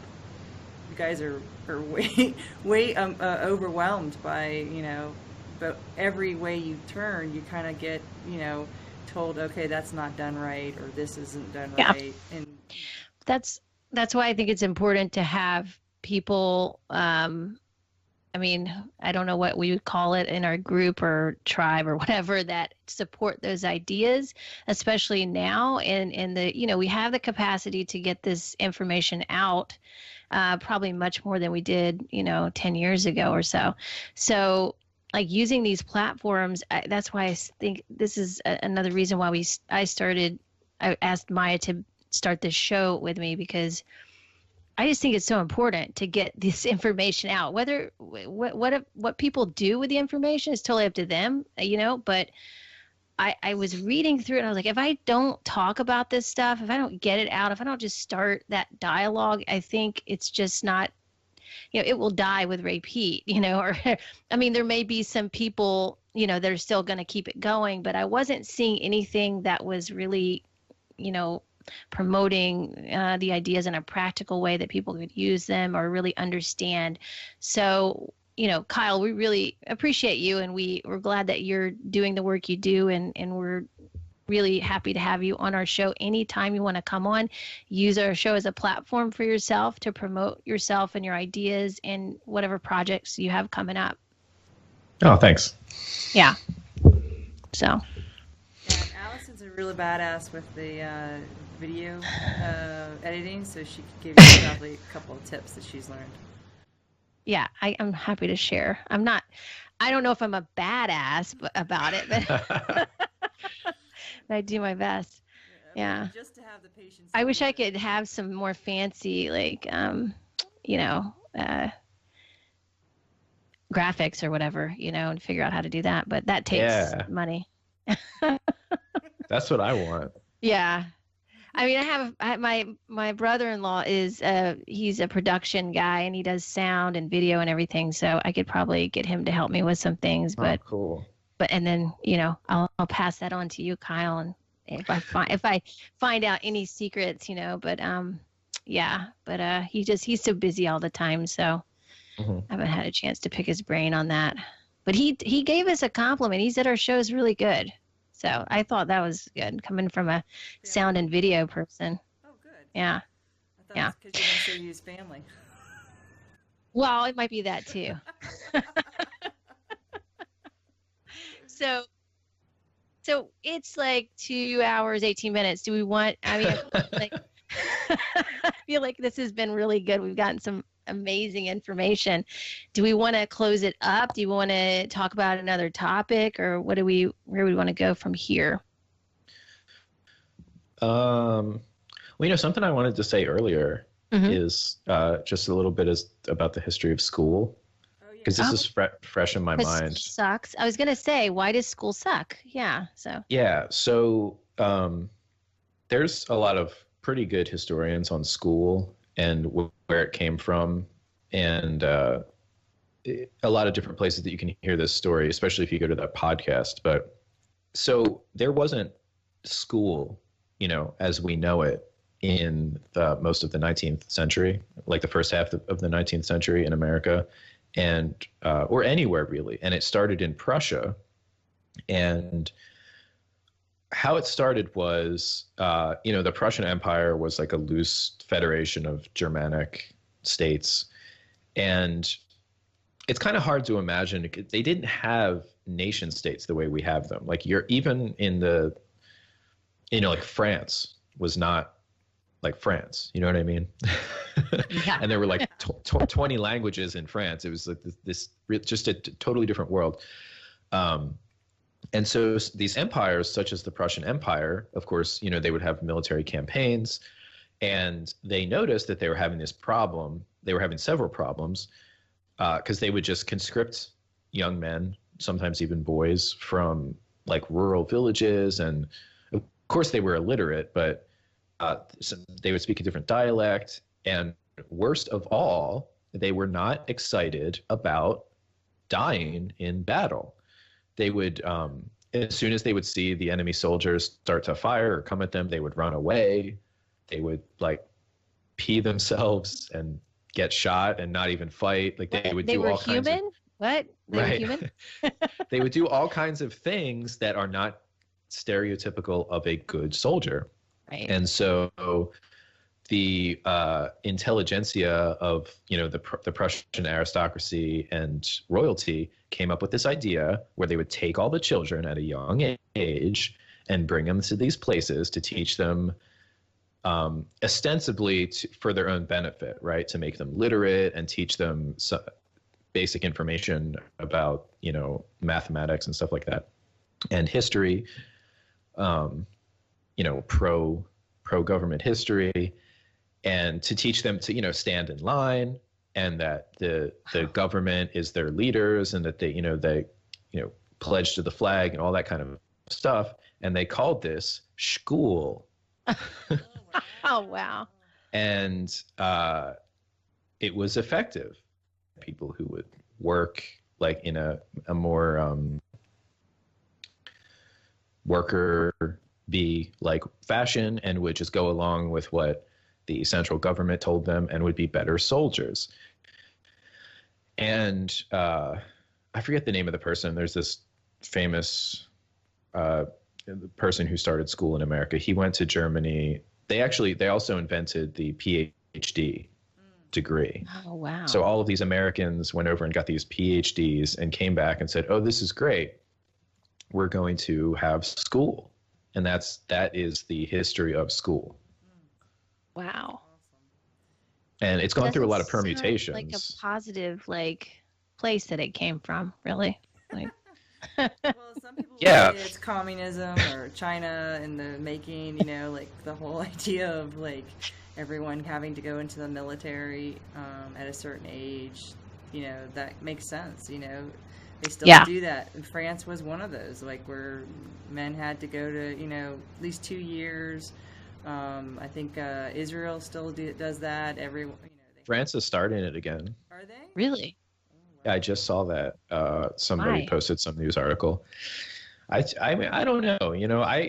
It's Well, like the whole thing is just like, I don't even care about, like, it's like, whatever, if they want to do that, that's fine. But it's just the idea of school as education being inculcated in people, and kind of like police are security, right? It's like,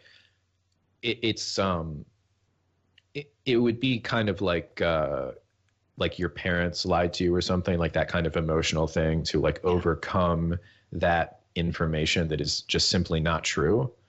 And to some extent, school does educate people. I mean, like, obviously you could counter and say, well, no, I learned things in school, but that doesn't mean that that's its purpose. And it certainly wasn't its genesis, to create this education. I mean, in America, it was used against the Catholics at first, because they were like, oh, these, goddamn Catholics, they drink and they do all these things that like Anglican, people don't do. And we have to control them. And, the parents, they're damned. They're already going to go to hell, but let's get the children. And it was called Christianize the Catholics. They did a similar thing to Native Americans. Right. Yeah. Yeah. I mean, all over the world, everybody's in school. Yeah. And Everybody's in instead of- school. now- School. And now instead of them being, soldiers, they are now being indebted servants, because now these schools are causing so much debt before you get out of them. You can't do anything except being in the cog in the wheel. You have to pay off your debt, and school loans are now the biggest and the baddest ass way of keeping people controlled, because it's like having a house loan before you even started your first job.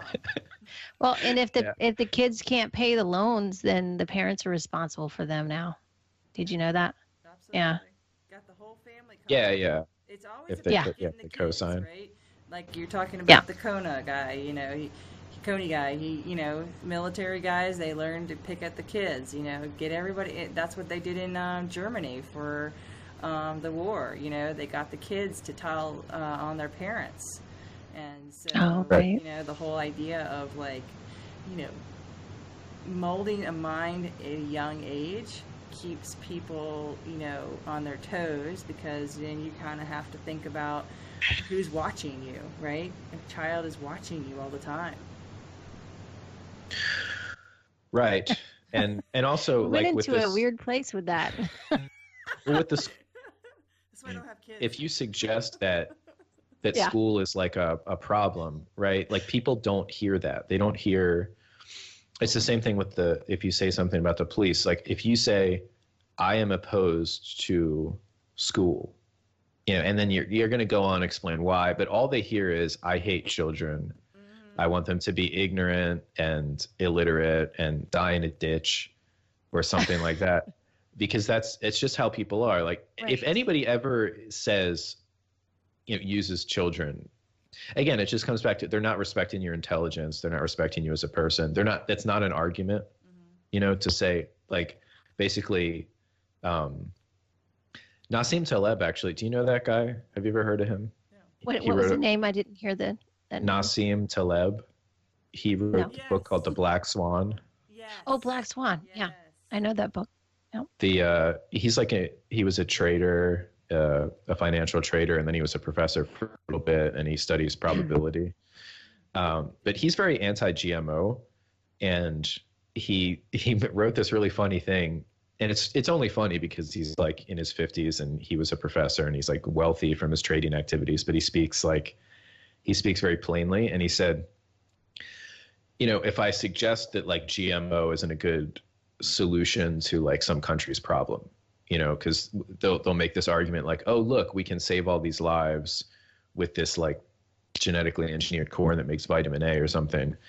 And if you suggest another solution to that problem, like have just better general nutrition for those people, so they're not getting their vitamin A from like corn or rice or whatever, then they can just call you an asshole, because it's like, what, you want these people to die? Like, like you can't, as long as they have inserted like an emotional issue, then it's this like handle that they can just turn the argument with. And it's very seems like strong. That's going on in a lot right now, in a lot of. Yeah, someone wrote an article about how the liberals, and I'm not saying like just taking the word, just people who are very proactive in terms of advocacies for what they believe in. So someone who's very liberal to one lean of thought, and they are basically having a harder time having discussions with these people because they take an emotional aspect and put it into the debate instead of just trying to work through the debate in a way of like seeing all angles. Then we kind of go into this, well, you must be against anything that, like you said, against children, right? You don't like children. Or, there's something about like not having that ability to take the emotion out of any kind of discussion. It's always about, how can I make you feel like you're the lowest of the low because you don't agree with me? And it's kind of a hard way of like even getting anything done, because you have no real logic to a conversation. Yeah, and people just shut you off. So there's no perspective sharing or no compassion for the other person, and you don't have to agree with them, but at least you can be open to hearing what they have to say, and that's the nature of a debate, right? Yeah, I think all this actually is a very healthy development, like the breakdown.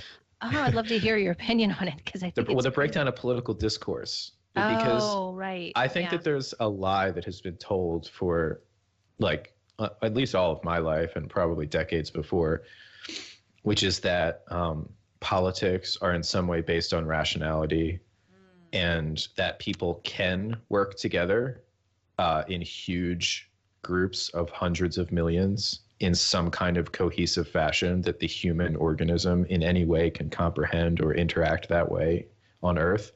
That our brains are made for thinking and not for just behaving with extremely simplistic heuristics in like a caveman environment.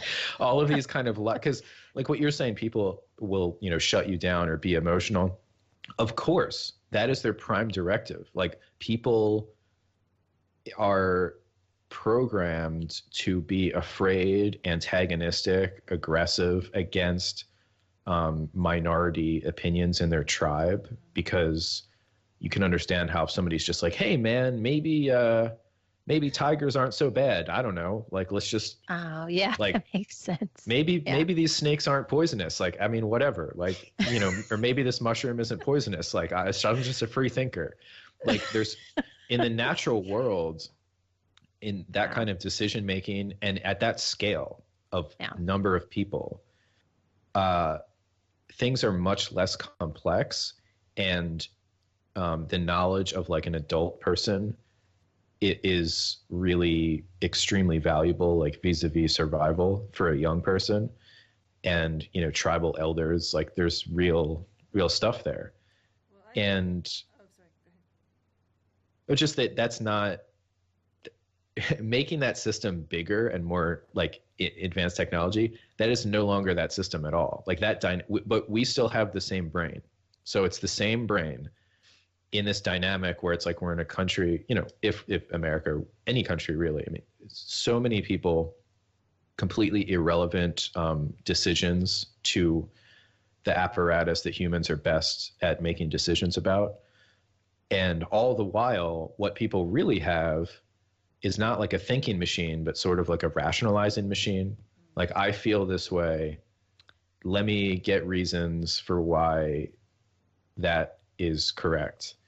And unfortunately, people can convince themselves that they just thought critically or logically through that thing, very, very convincingly.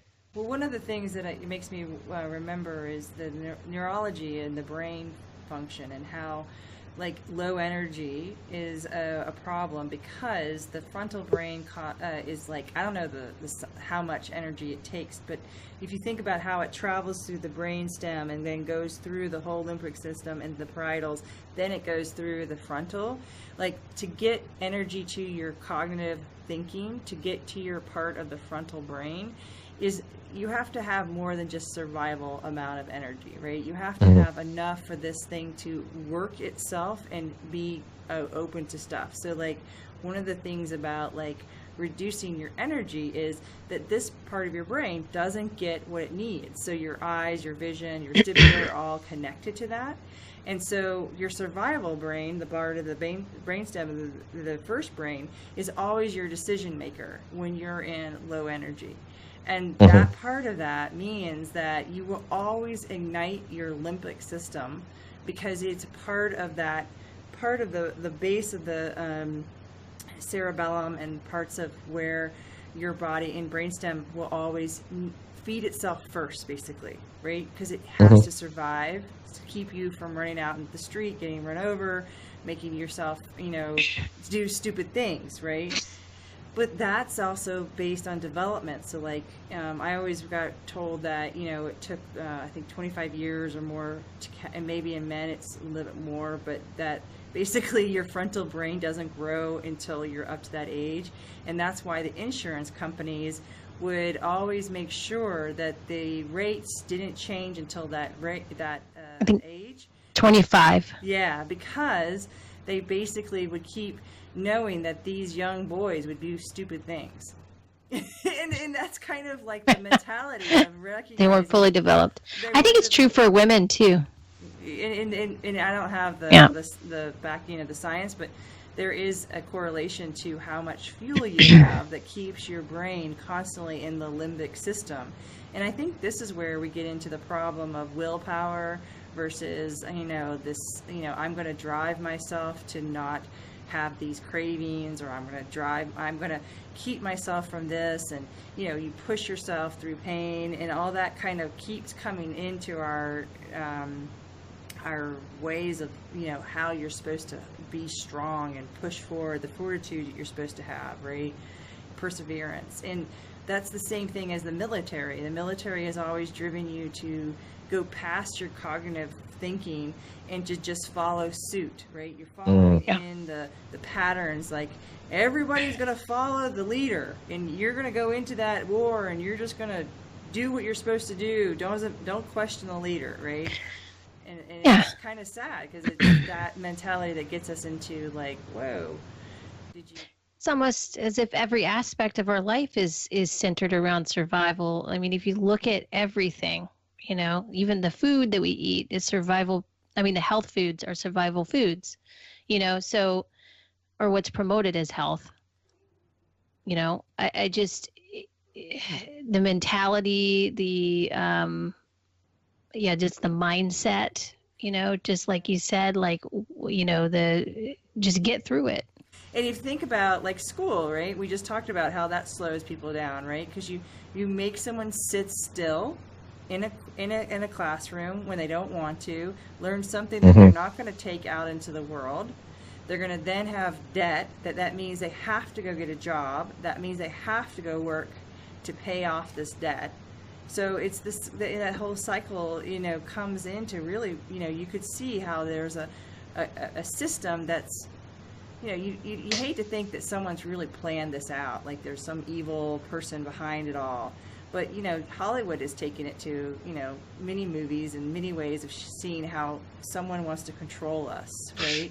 And, it's kind of like you start to wonder, like, really, like, how does all this stuff still stay, like, this way, when you kind of like, when we're it's easy.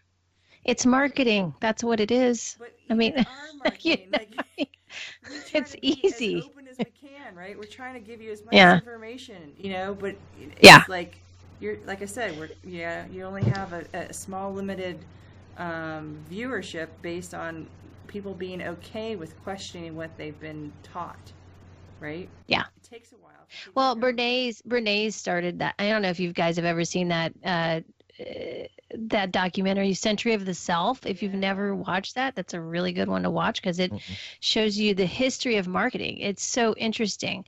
And Edward Bernays was the guy who developed basically the marketing strategies that we see today. Yeah. And he was the it's there's not. Yeah, and there's not the most positive motives behind it, and it was used for many malicious kind of things, I think, in some ways. So I think that's probably the easiest way that people get, if you want to use control as the word, controlled and manipulated and motivated into doing certain things. That's probably, if you want to, but then again, like what we're talking about, you have to get yourself out of, you got to get woke, you got to start seeing things differently, There's another movie I like. It's called Dinner with Andre. And it's a literary. Oh, I like that movie too. That's an old one. Yeah, a conversation that's between two men, and one is actually talking about the establishment actually encloses himself in their own prison, and the idea of how that is constructed from within, so that it looks like no one's doing anything to you because you're choosing things to box yourself in, and it's an interesting movie if you ever check it out. Yeah. Have you seen that movie, Kyle? No. Oh, okay. I'll check it out though. I'll have to check it out. Okay, well. We got everything? Anything you want to add? I know we kind of started on a tangent. So what I think the solution is to the science problem is to smash the cartel, like how, well, so you can't say that's what you're doing, right? So consider like Uber, okay? If Uber really had red right now, by the way. Yeah, I'm trying to move the light to somewhere where it looks will. Like you're in a disco. That's a little bit better, yeah. Because if you bounce it off the wall, it actually changes the wavelength that comes back to light me. So okay. So it's like Uber, you're saying? Yeah, if Uber had tried to make sure that what they were doing was legal before they did it, it would not have worked. Okay, so they just did it. And then they had a user base that was very passionate about their service. And then that's where the kind of realpolitik comes in. Like the politicians would have wanted to shut it down because they're, that they are part of, the cartelized taxi system in these cities is part of the governmental apparatus. So of course they would shut it down if they could. And they've, now they're trying to regulate it and stuff like that. And just to a certain extent, Uber is kind of playing along, which is not too cool. But because now what they're going to do is they're going to become part of the system, right? They get absorbed in the system, and then they make it so the next Uber can't do what Uber did. So it's like you burn the bridge behind you that you crossed over. So that's the unfortunate part. But the fortunate part is the smashing of the cartel in the first place. And I was thinking, I actually had a little bit of email correspondence with Joel Salatin, the I love him. Yeah.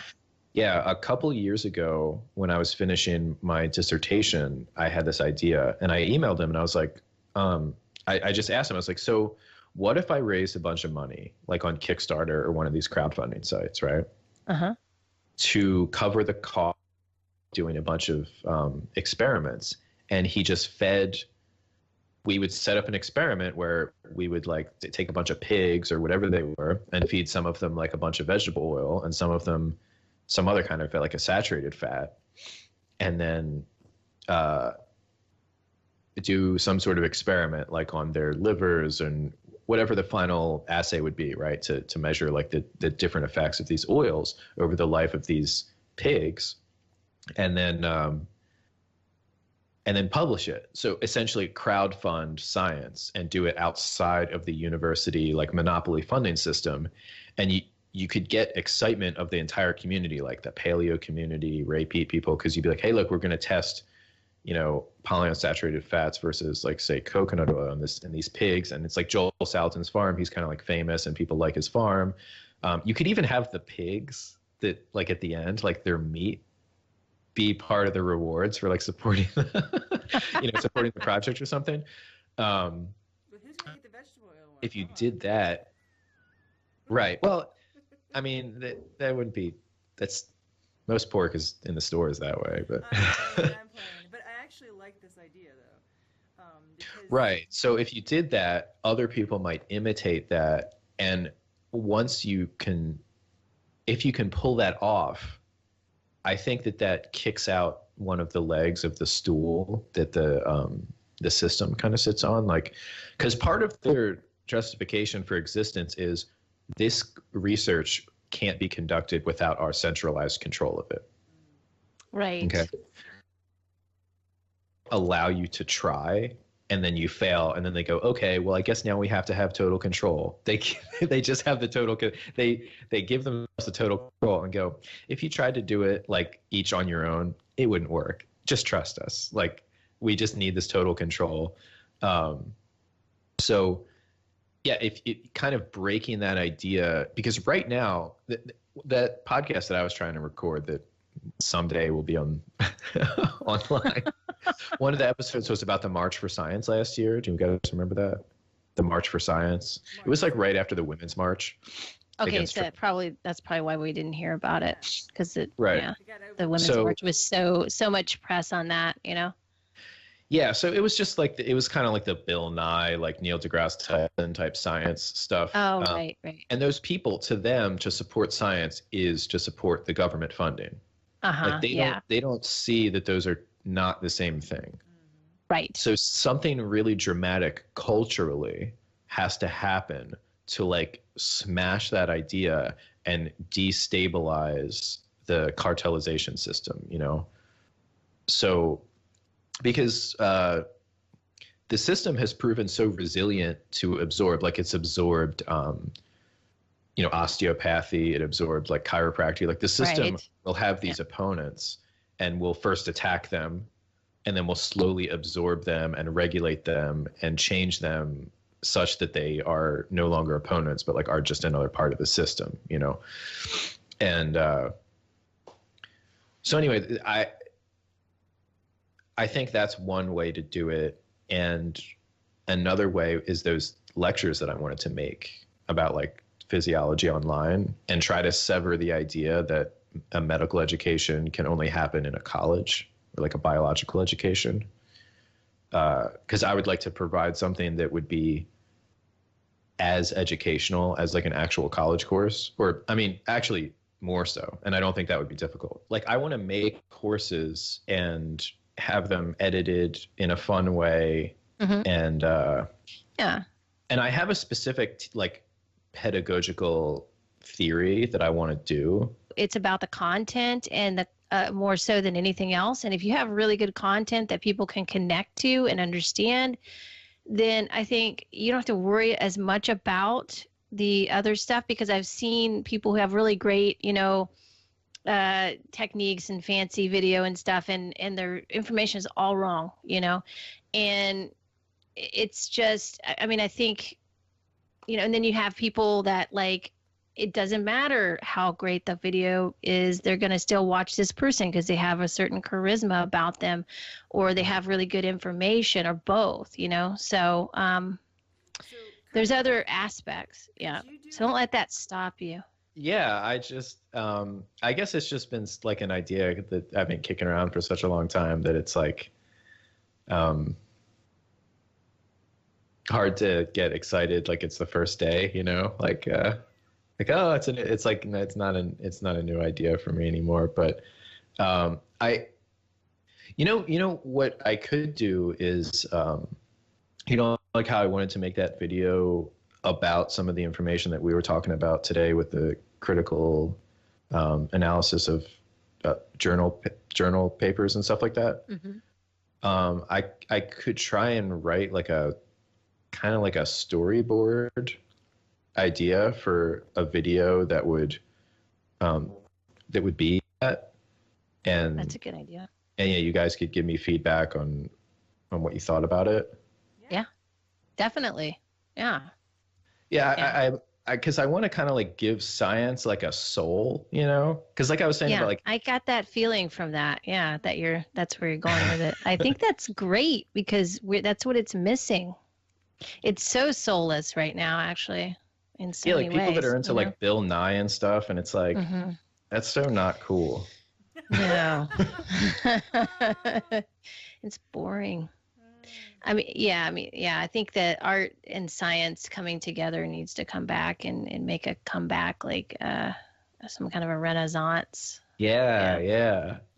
Art and Science 101. Yeah, we could do that. Maybe Kyle could do that for us.